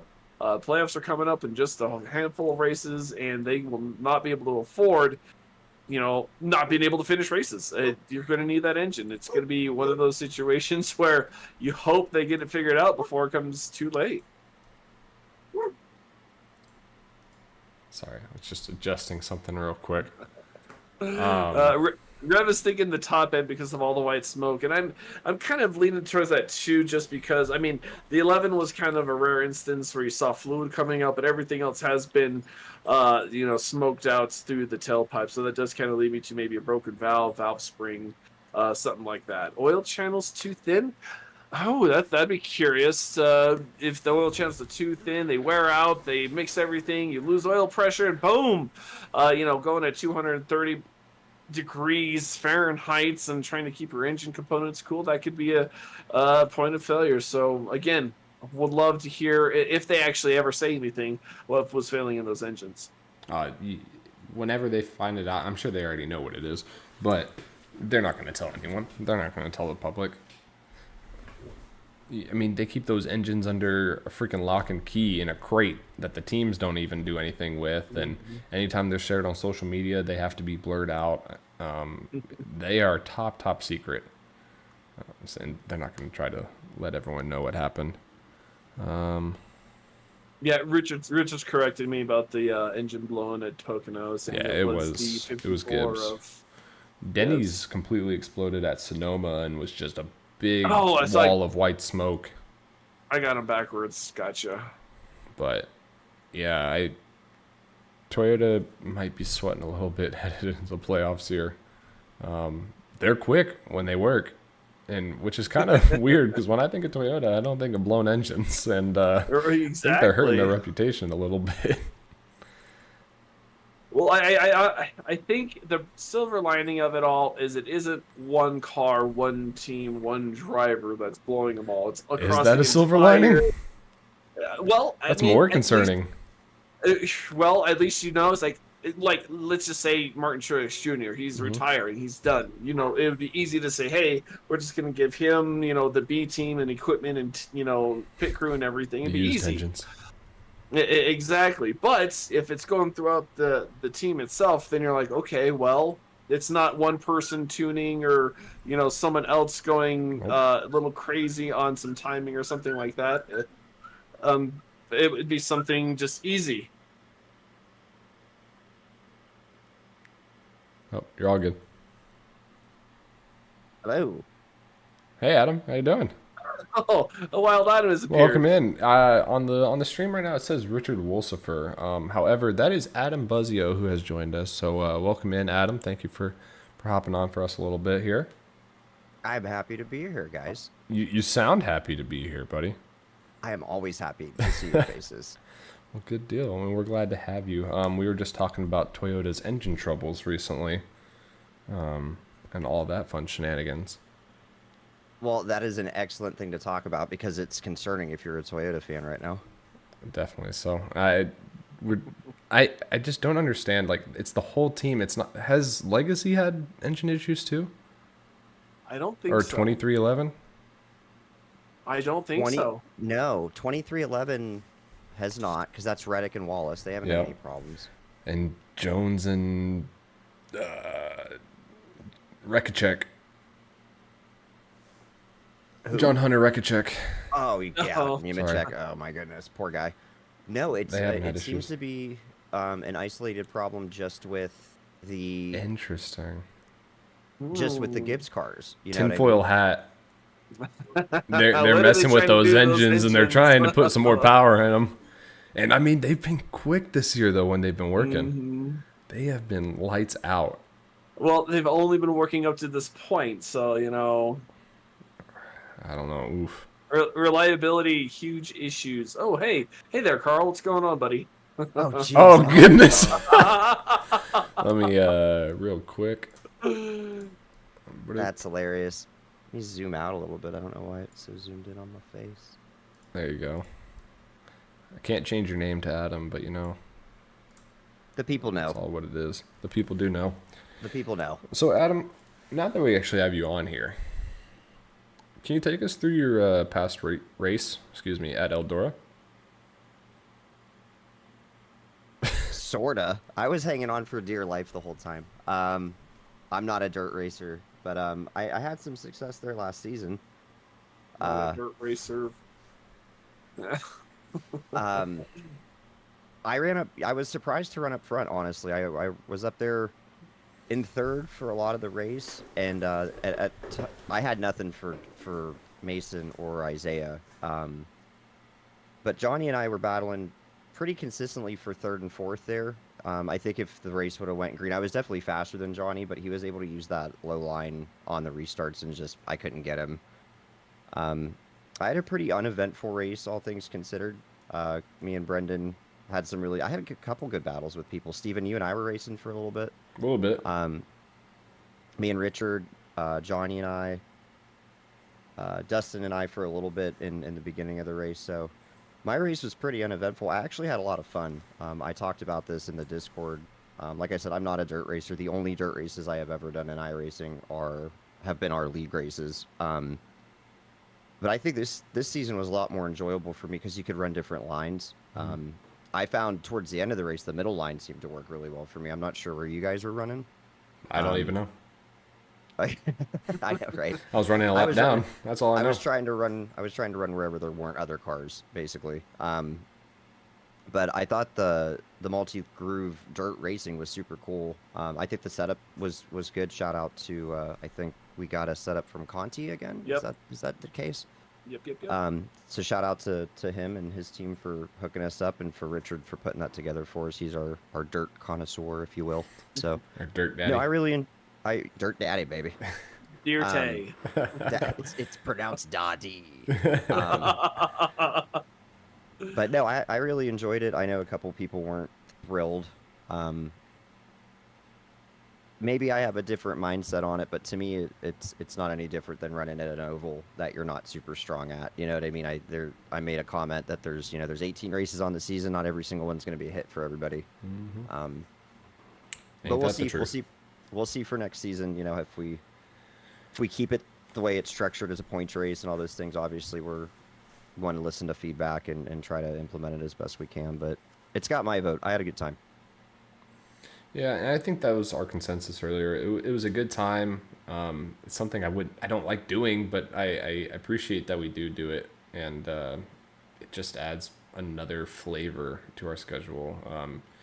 A point I brought up earlier is it lets people, like I brought up Jared last season. I didn't know much of Jared even from any of the asphalt races we had leading up to that, and then I saw him on dirt, and I'm like, this kid's got some speed.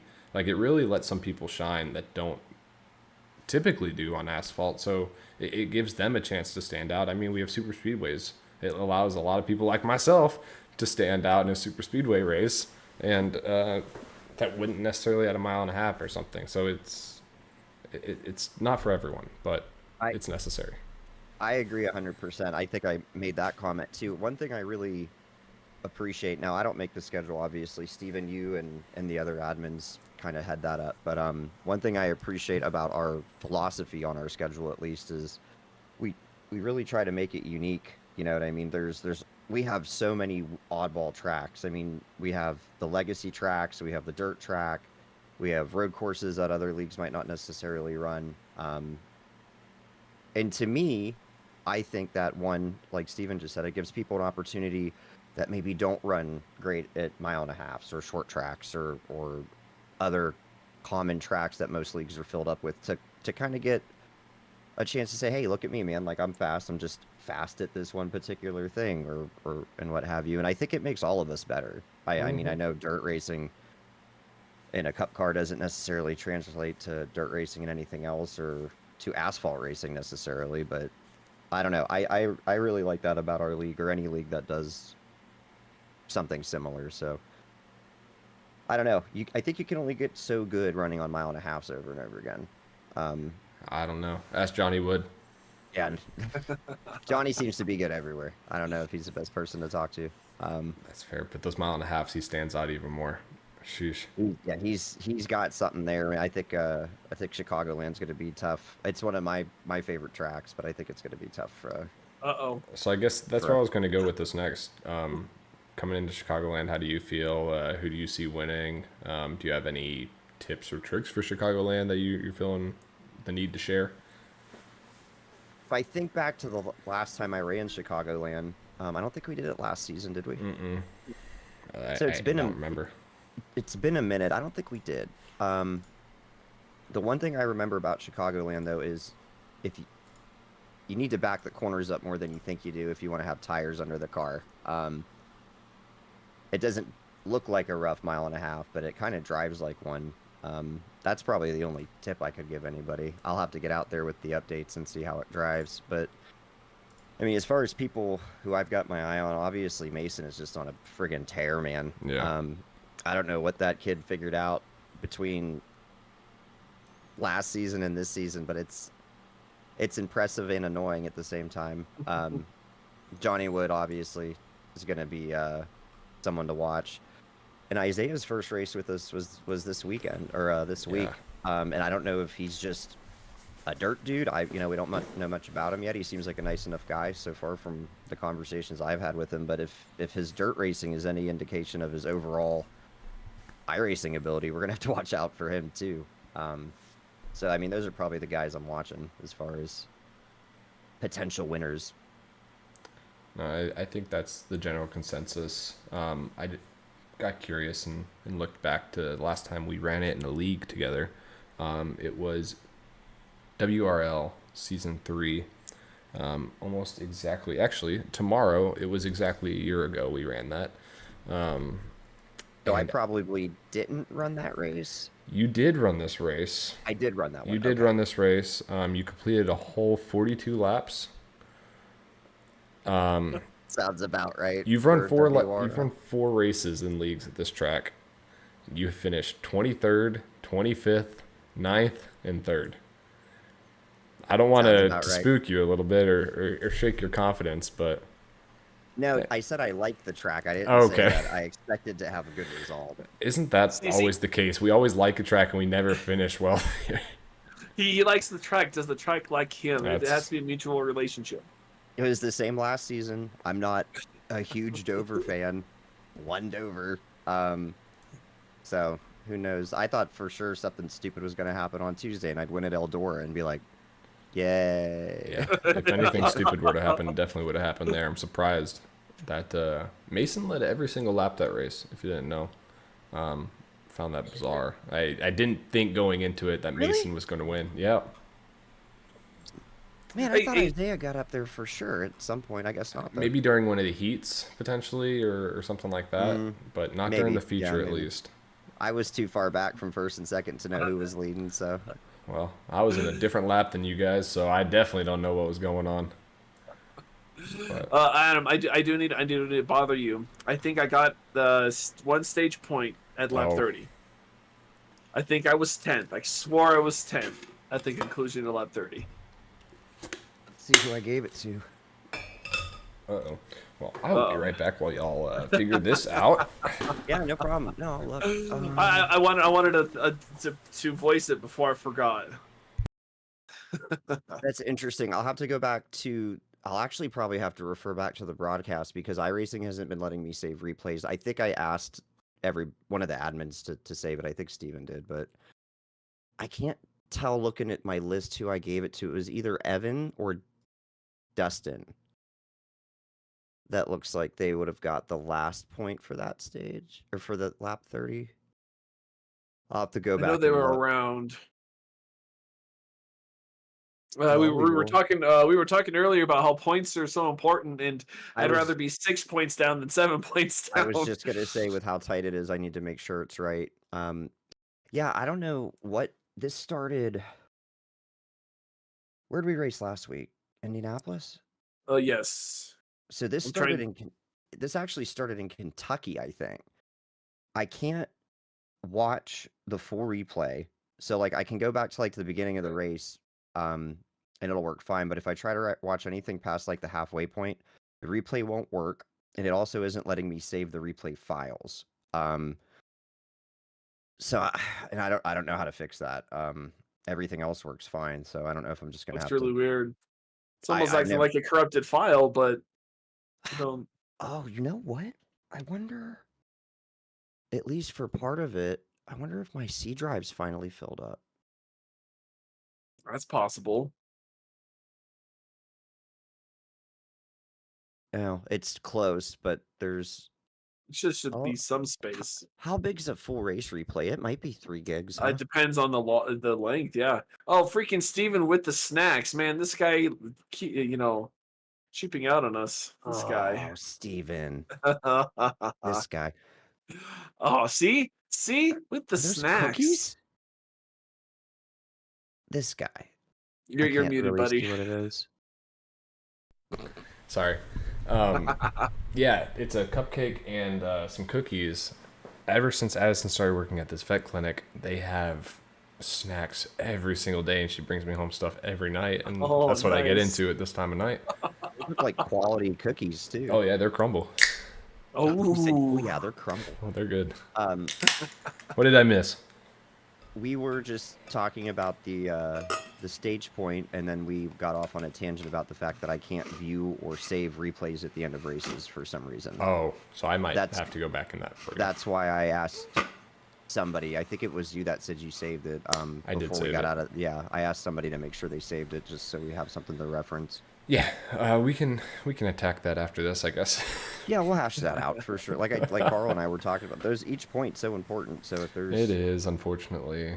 there's ever it's an easy mistake to make. This is all manually done for stages. oh yeah, definitely. Maybe I'll just corrupt the file to make sure Carl can't get that point and catch me. Nice try, buddy. It seems reasonable to me. I'm gonna be Austin Dillon to your Joey Logano. Don't put me and Joey Logano in the same shoes. I'm assuming you guys talked about the. We did penalty touch and on all that. You wanna give your perspective on everything from the incident to the penalty situation? Yeah, I mean, I've made no secret that I'm not a Denny Hamlin or a Joey Logano fan. I think what he did to Joey was totally in bounds compared to what modern NASCAR racing is, even historic NASCAR racing. You know, people were saying he was 5 car lengths back and things like. He wasn't. He was 2.5. It was still a big send. I mean, it was still a send, but I don't think it was anything egregious or anything Joey Logano wouldn't have done to him. If Joey Logano was in a situation like that. What happened with Denny, I think was too much and over the line. I don't like to see anybody get right hooked, ever, especially in these cars with the injuries that we've seen from what looked like mild contact. And the night in the morning after, even the couple angles that I saw of it just didn't look as bad, I guess. Once that SMT data came out and I kind of reviewed that, I was like, oh man, now he hooked him. When you watch it for the first time, or when I watched it live, at least, you kind of watch Denny take the natural racing line up, and you're like, well, he drove into him, so I wouldn't have lifted either, kind of thing. But you can't right hook people to win, man. I'm not about that. I think the penalty was odd. Mm-hmm. I don't know. Maybe I'm in the minority with that. I don't think it was wrong. I just think if you're gonna not count the win for the playoffs, then strip the win. It's not unprecedented for NASCAR to strip wins for different reasons. It just seemed odd to me that it was, we're gonna let him keep the win on paper, but you get not eligible for the playoffs, or to take points away, that kind of thing. But I don't disagree with him being penalized. He didn't deserve to be in the playoffs. If he shows up and wins in the next 2 weeks, good for him. As far as I understand, he kept his eligibility. He's just not in it currently. Right. Like, you can go out and win Daytona and still technically make right. it. Be in, just like anybody else that Right. doesn't have one. But and then as far as Logano's penalty go, I think they should have fined him more. To be honest, I don't know if you guys saw his onboard view. Yeah. But it's way worse than that. I think I posted a video of somebody who had recorded the side of the car and stuff. But his onboard view, man, I mean, that was so dangerous. And I mean, to have everybody there like they were, and to have him, I don't know. I think they should have fined him more. I don't know personally. Well, especially with a wrecked car, we know those don't handle the best. Well, even it's straight. So like, come on. It's not even about the handling. It's that it was wrecked. I mean, shit flies off those cars all the time. You know I what don't I even mean? care And if it when was wrecked or not. It's just and to have the kids and stuff down there, and someone mentioned that in the Discord, and it's been brought up online with with NASCAR needing to do a better job with keeping people off of what essentially is still a hot pit. And I agree with that too. I mean, I did amateur road racing, I did champ car, things like that. I mean, you can't even get your, friends and family aren't even allowed on hot pit after the checkered and those in amateur racing. You know what I mean? So to see, I mean, there was a ton of them. There was a ton of people out there. I think I counted 3 infants, like toddlers, in At ours. least, yeah. Just in the videos. So This group of like 10 or 15 like non-NASCAR personnel. yeah, in that group. if you're not an official or a team member, I don't think you go on pit road until the cars are parked. I don't know. I feel like that should be an easy rule to implement and should have Couldn't agree already more. been implemented, but that doesn't excuse anything. It's just a point to bring up, you know what I mean? But he knew what he was doing. He did it. It's not like he did it in front of a different pit stall. He knew what he was doing. So Of course. No, I think we had a very similar sentiment to that. Not to excuse him, but NASCAR does need to hopefully tighten that down and prevent any issues from happening. I mean, God forbid someone did get hit. Would his fine could then you- be worse? Like, could you, right? Can you imagine? Like that goes back to the conversation about people were having before the penalty came out. Like, well, he crossed the line. Well, where is the line? Well, that's the line. I think, you know what I mean. When you're, because like you said, what if someone did get hurt? Then what? Then what do you do? I mean, right? You now have you've to got- establish something to not let that happen. Right. And there's just no reason for him to be down there. You know, if I know you want to get your kid in the victory celebration and you want to get the photos and the videos and stuff like that, but especially at a track like Richmond where the finish line is what, 75 yards from your pit box, like just wait. Yeah, it's far. just keep them off. Just keep them off. You know what I mean? Until it's safe to go. That could be potentially another problem with them even doing interviews on the front stretch like they do now. I hate it. Yeah. Well, I mean, look at the camera guy. They're still doing donuts, and you have the camera guy out there. It's like, come I on. always feel so bad for that camera guy that's like squatted over with his rig in his hand. Yeah, and he's just exactly. If he eating just rubber. miscalculates one stop, it's over. Yeah, like just let the drone be out there and let's do everything else in victory lane. I don't like the front stretch interviews at all. I've never liked them. They were cool back in like the early 2000s and stuff when that wasn't really the norm, Right. and you'd have a driver just like Dale Jr. did at Daytona, like he just got out in the middle of the tri-oval and was like, yeah. And those moments were cool, but I miss the victory lane thing. Now that's probably a lot of my nostalgia NASCAR person coming out, but I don't know. I like seeing the drivers do their burnouts and stuff, but I want to see them drive into victory lane and do everything over there. It's also just safer. I feel like you don't have all these factors. You don't. Good example of something you wouldn't deal with is like when Denny Hamlin went and bumped into Bowman after Martinsville or wherever they were. You wouldn't have to deal with things like that. So I don't know. NASCAR seems pretty stuck with what they're doing right now. So I don't. Victory I don't lane's see that pretty changing. dangerous too. I'm pretty sure Denny almost hit somebody last year at Bristol, going up that ramp they have up to their Victory Plaza or whatever on the second really? floor. Yeah, completely unintentionally. I mean, it's just a big group of people on a second Right. floor. Well, I mean, let's just look at pit road and the garage in general. Wasn't it last year that Kyle Busch, on 2 different occasions, almost hit some fans? He was trying to get into the garage because he was angry. So it's another one of those situations where you're going to encounter that, so you got to be prepared. You know what I always think back to with the garage area stuff? I don't know if you guys will remember. I can't remember where it was. Maybe, I think it was Charlotte. Brad Keselowski just wrecked everybody. He wrecked Denny Hamlin. He wrecked, he ran into Tony Stewart. And then there was somebody, Matt Kenseth too. Yep. And after he like went into the garage and burned out through the garage area, and somehow or another he picked up someone's transmission from the floor and flung it across the garage area, like a whole ass transmission. So yeah, NASCAR's wild, man. You never know what you're gonna get. It's dangerous out there. never know what you're gonna get. But people on pit road seems like an easy fix. So Yeah, that's something you can definitely control. But yeah, But- go ahead.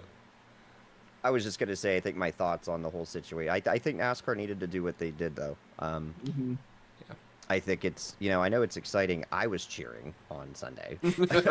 I'm sure you were. I was Julie so probably happy. wasn't. Oh my but- goodness gracious! I was the couldn't have happened to two nicer guys. But as a sport, to you can't we don't want that. You know what I mean? We can't have that kind of stuff happening. So I think they needed to do it. These guys have been pushing it further and further and further with what we see at the ends of these races, and nobody wants to see 5 green, white checker finishes. And I think maybe even, just drawing even a vague line like they did this week, I think will help with some of that. So I guess we'll see. Well, I think it was Eldon Sawyer that said, the drivers know where the line is. Even if the fans don't, the drivers do know. And that's the important thing. So it should prevent them from doing that. And I believe that. I believe the drivers knew where the line was before Probably. Sunday. They've just not been held to account for stepping over the line. They've been towing that line, and they finally, put one that line. Well, when you're put in a situation where you have to win and you're in, like, it comes out of you. That's a whole nother conversation. I've made no secret of my I don't like the playoffs. I don't like the win then you're in. I think the way we do it is in the way NASCAR did it, in the mid 2000s. I think the chase is a good way to, because it brings everybody back together. So you don't have your champion with 3 races left and all those things that people like to complain about the old format and things like that. But it also, I don't think it promotes the same kind of craziness, It creates like genuine chaos instead of like manufactured chaos. I Correct. think. It does. Yep. Which It's a good way to put it. Carl and I were talking about earlier when we were talking about the Buckaker Cup Series this year, is that NASCAR maybe not, if they had our format and they were running our current league, they wouldn't be the happiest with, there's only one spot available in the chase really, with 3 races to go before the cutoff. There's not a whole lot of entertainment for those last couple spots, but the top 9, the top 10 are people that have deserved to be in that situation, and not going to get thrown out of it because someone gets for lack of a better term, a fluke win. Right. Yeah, I can go on and on about that, but I do agree. I think the chase format is the best of both worlds, of the old Winston format, so it benefits consistency, but also wins help every once in a while as well.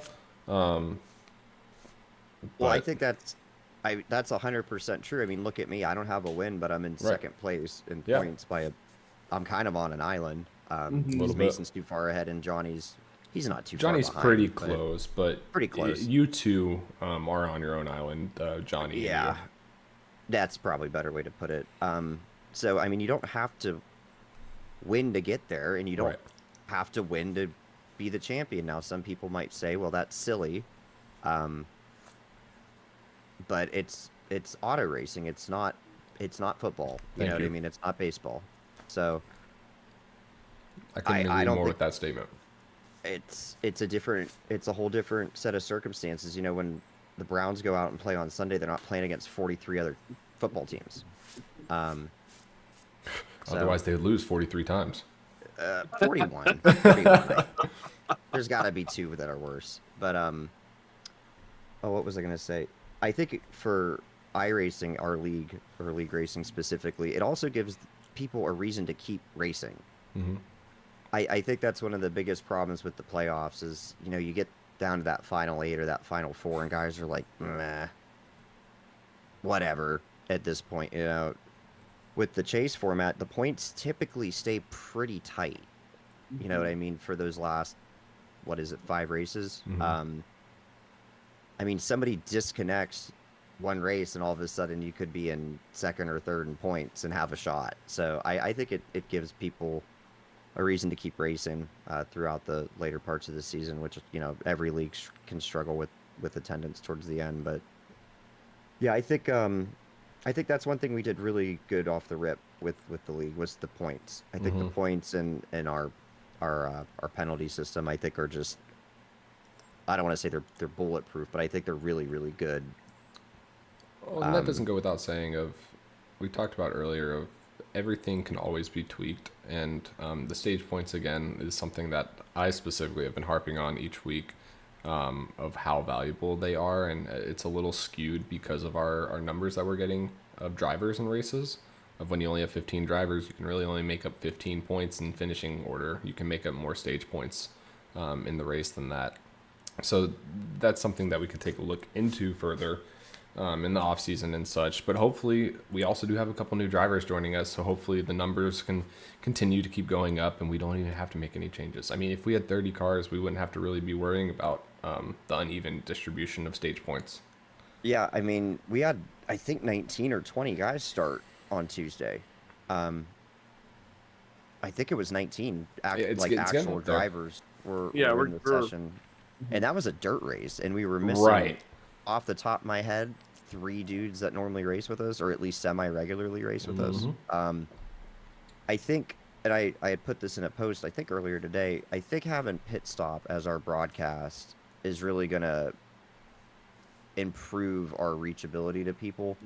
I think 2 or 3 out of the 4 people that joined recently found us because of pit stop. Yep. Whether it's because of the other, the Nora or the Icon series that they broadcast or whatever, I'm not sure. But if we could just, organic growth is so hard for leagues that aren't only focused on numbers. I think we all were kind of on the same page with that when we started this. This was never, the goal was never to have 100 dudes in 4 series. It just, at least that's not what I wanted out of it. I feel like we were probably all pretty much on the same page with that, but it is hard to grow. There's so many NASCAR leagues out there. It's not like we're doing something specialized. I mean, they're a dime a dozen, but goes back to what we talked about earlier. I think we do things that separate us from other leagues, and I think once people know who we are, we can bring in a few more people. If we had 5 or 6 more people that showed up every single week, we'd be in good shape. Yeah. But if that doesn't happen, I agree. I think that, with the numbers we're getting, 15, 16 guys, getting 20, you maxing out with 20 points just from stages is a lot. And that, again, goes back to someone like me who hasn't won, but has consistently been on the podium or in the top 5 for stages, and I get a bunch of bonus points. So yeah, it's definitely something to look into. Hopefully we won't even have to worry about it. Hopefully next season we got a bunch of people running around with us, but time will tell. Time will definitely tell. And yeah, there's been a lot of work going into it, and then, like you said, it has been a slow process, but it is a slow process, and it's honestly a good thing that it's a slow process. I think we've all said it at some point. We don't want a league with 100 guys that all don't know how to drive with respect and to race around each other. We want 25, maybe 30 guys with the utmost respect, and we enjoy being there with each other each week and doing the right things. And I really think as long as we're standing on that, we're going to be in good shape no matter what. Keeping that core is the important thing, and keeping our core happy, and we all enjoy running with each other at this point. At least most of us do.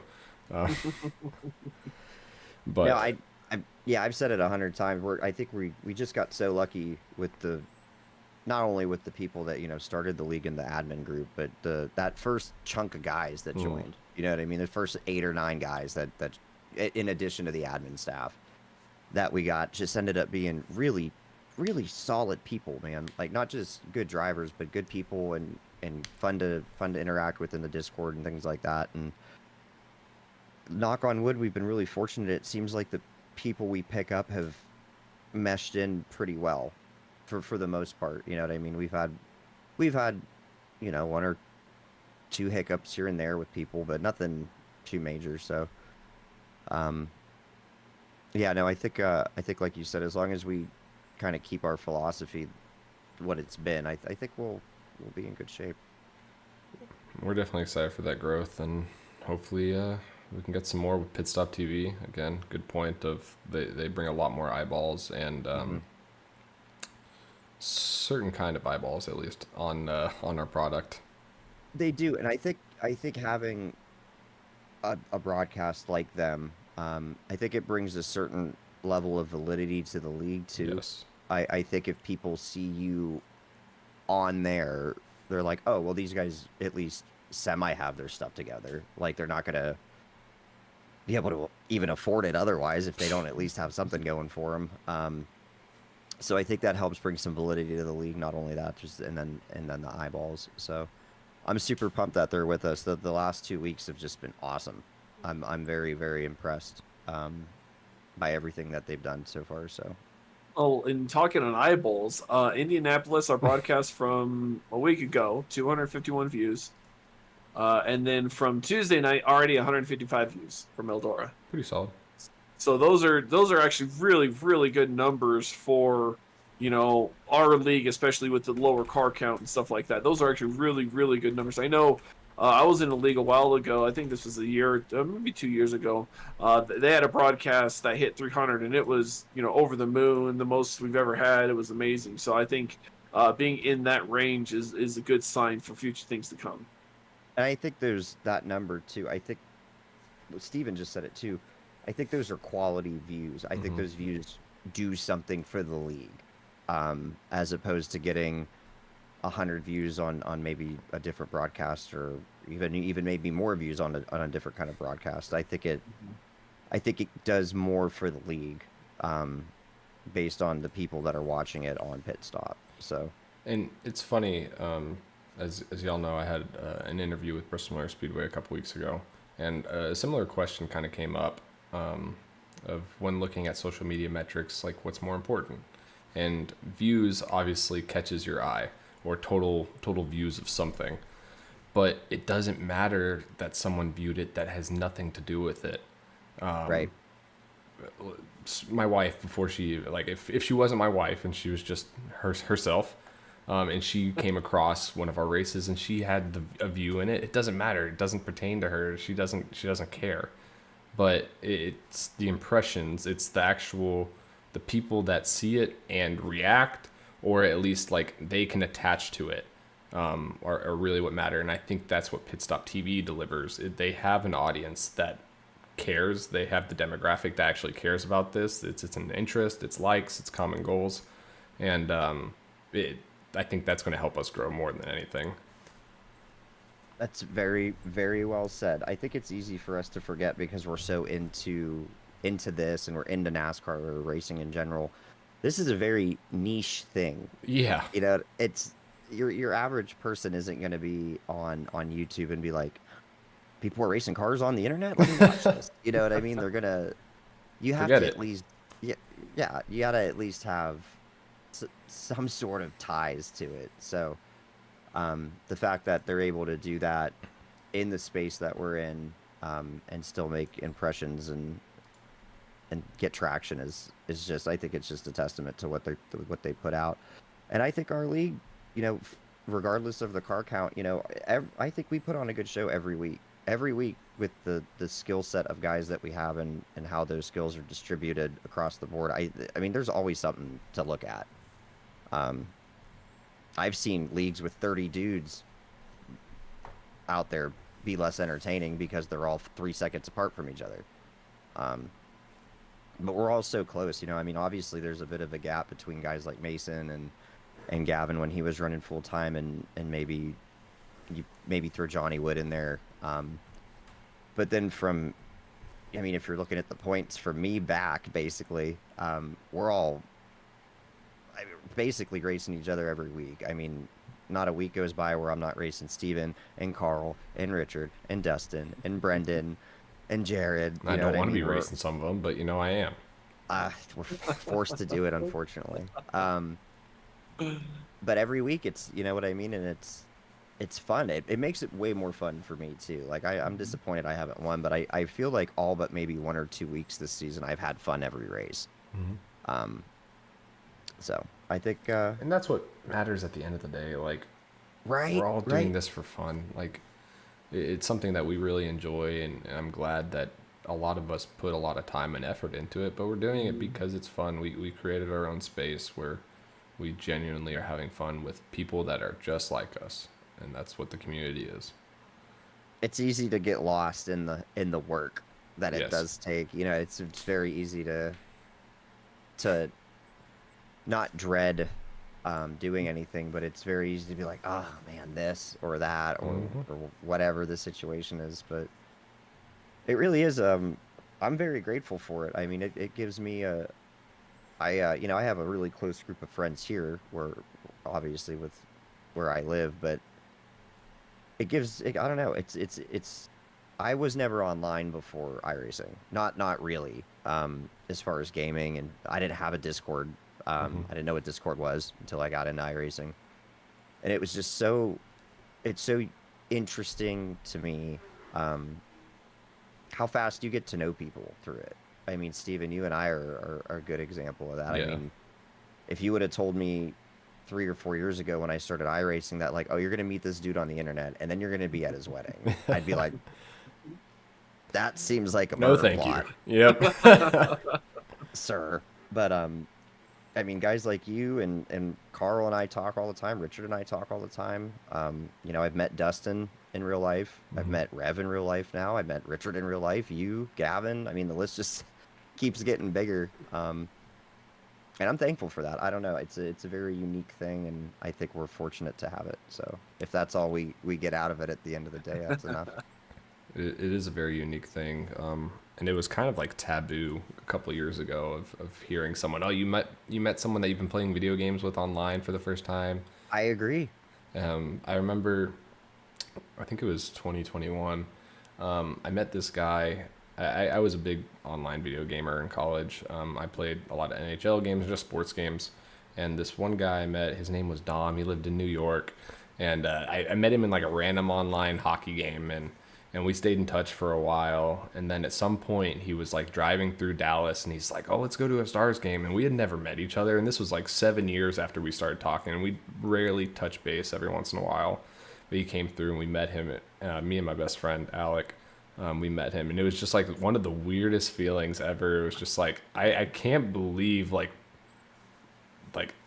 the world is in a certain way to where we're able to meet each other online, have common interests, and then also like meet up in real life, just unintentionally, but like with a little bit of a purpose. But it's such a cool thing. It is such a really cool thing to do.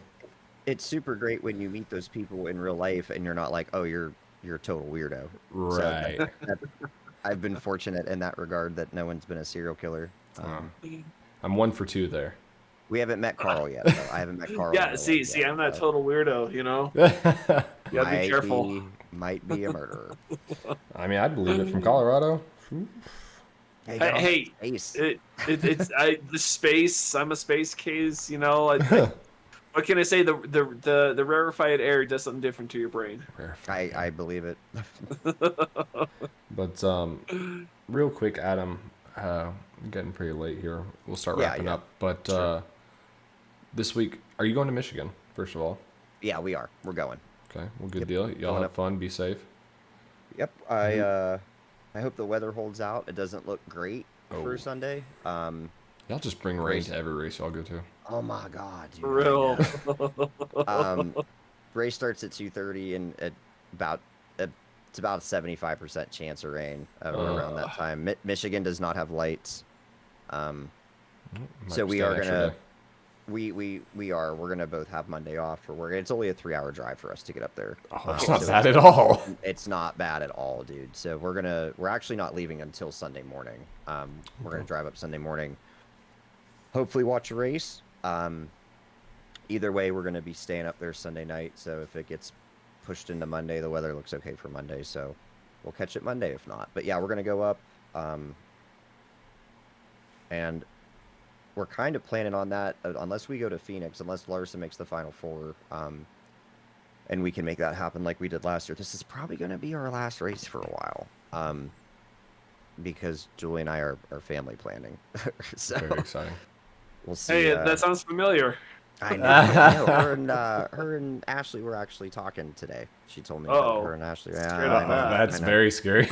Every time she tells me I was talking to Addison or I was talking to Ashley, which is apparently every day now.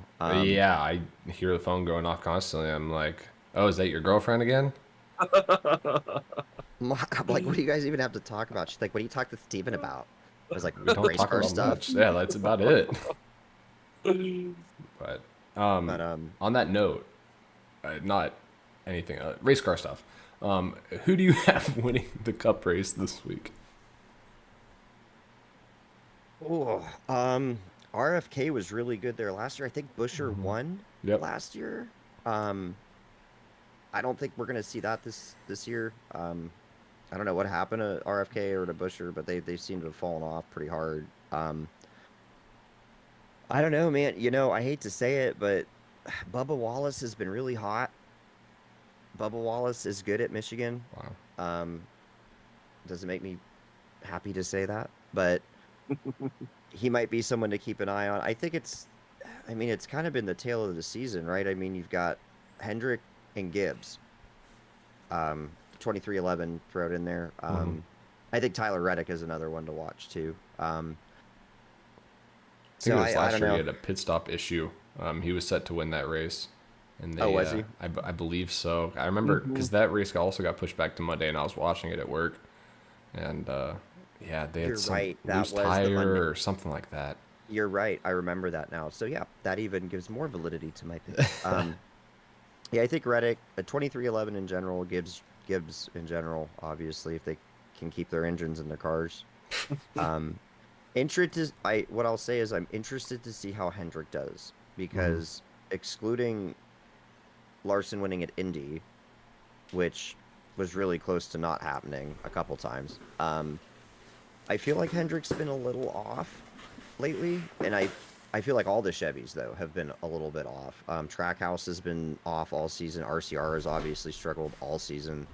Except last week. Well, yeah, friggin' Austin Dillon, dude. I don't know how he even put that kind of race together last week. Golly, it was a perfect race until the last corner. Yep. But I think the Toyotas and the Fords, and I'm sure someone smarter than me has talked about this already, but I think, you know, starting with the new cars, the new bodies, I think they were a little bit behind the eight ball with some things. And I think their notebooks are filling up at this point because they've been good at every single track. I'm especially concerned about going into the shorter tracks, being a Larson fan at least, because we all know what the last race of the season is. And the Toyotas and the Fords both have drivers that are just really, really good at those kind of tracks. So interested to see how that goes. So going to be paying attention this week for sure. Yeah, man. So is your pick Tyler Reddick? Is that what? I thought he said I'm gonna Bubba pick- Wallace. I heard Bubba. I heard Tyler. I think after thinking on it a little, I said Bubba and Tyler. I think I'm going to go with Reddick. I think he's due. So I'm going to go with Reddick. I think Bubba will be fast, but he'll step on his own foot in one way or the other. Yeah, So. typically does. And all right, well, I'm gonna go Kurt Busch this week. In other news, Kurt Busch? Yep, Kurt Busch, 2311 legend. My man got Oh, arrested. He wasn't in the news this week. We don't have to Poor get guy. too much into that. Yeah, it's a little sad to see, but yeah, I think that wraps up everything from my end, really. Carl, Adam, anything you else want to chime in? We didn't You touch guys on? already talked about it, but who are your picks for our league this weekend or for this week coming up? Well, we both came up with two names. Carl picked one, I picked the other. Carl, go ahead. It was between yourself or Johnny Wood. Flattered. Flattered to be in the company of the Johnny Jr. And I picked Johnny Wood. Well, I'll try. I'll give it my best college try. You know, Adam, Stephen asked me a question earlier, and since we got you here now, I want to ask you this question before you leave. The third race of the brawl is this week. You have a tie in second place with 16 points with Jared Hughes. Do you play this week different? Do you focus on the brawl with that massive stack of cash, $160, or do you focus on the long term? Do you focus on the chase, maybe trying to overtake Mason in points with three races to go? I think I'll approach it the same way I always do. My approach to every race is just to maximize whatever position I'm in. Now, if it's the end of the race, and I've got, you know, who's ahead of me? You, Carl, right? You're ahead. No, right? I'm actually. It goes Brendan with 17 points. Brendan. Yourself and Jared are tied Brendan. in second at 16. I'm at the end of 15. Yeah, I mean, if those two guys, or even one of them, are in front of me at the end of the race, I'll approach that probably a little differently than I normally would. But as far as the overall race, no, my strategy won't change very much. I usually just try to. I mean, you guys see how I race. I usually just try to find where I fill in and keep the car clean. But yeah, we'll see where we're at the end of the race. Mr. Brendan might have to watch out. A couple people could tell him that, but yeah. So that's it's not next like- week. Oh, It's not like I won't have friends. I know you're pointing out.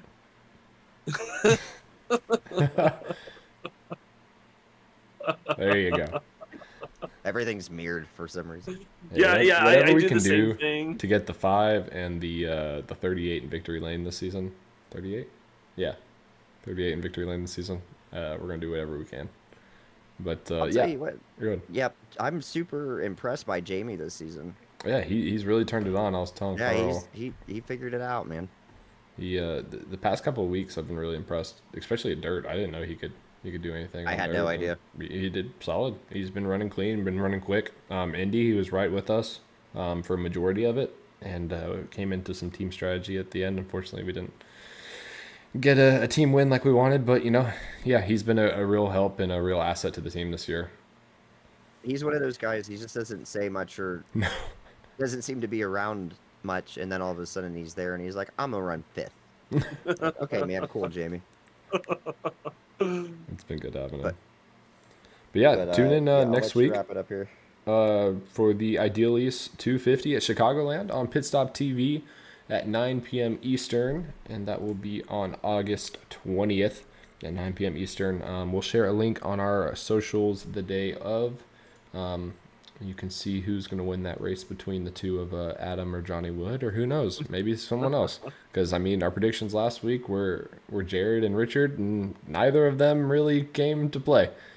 But, yeah, be sure to tune in. Obviously, want to thank our sponsors. Obviously, Butt Kicker, the leader in haptics, Sundance Pizza, Ideal Lease, and Ascendance Trucks. We appreciate all of y'all for your work and partnership. Also, a big shout out to Pitstop TV. Thank you for all y'all have done for us and continue to do. We're really excited for the rest of the season. Thank you to Carl. Thank you to Richard. I read name. Thank you to Adam. I thought it was a joke for half a second, so I saw your face as soon as the word Richard came out of your mouth. No, I realized I did it. I try to read as much as I can so I don't mess up or I don't lose It's a my good spot. strategy. But no, thank you, Carl. Thank you, Adam, for joining us here and making time out of y'all's evening. I hope y'all have a good rest of your week. Adam, have fun at Michigan this week. And we will see y'all Tuesday. All right, guys. Thanks. Appreciate you. Bye, y'all.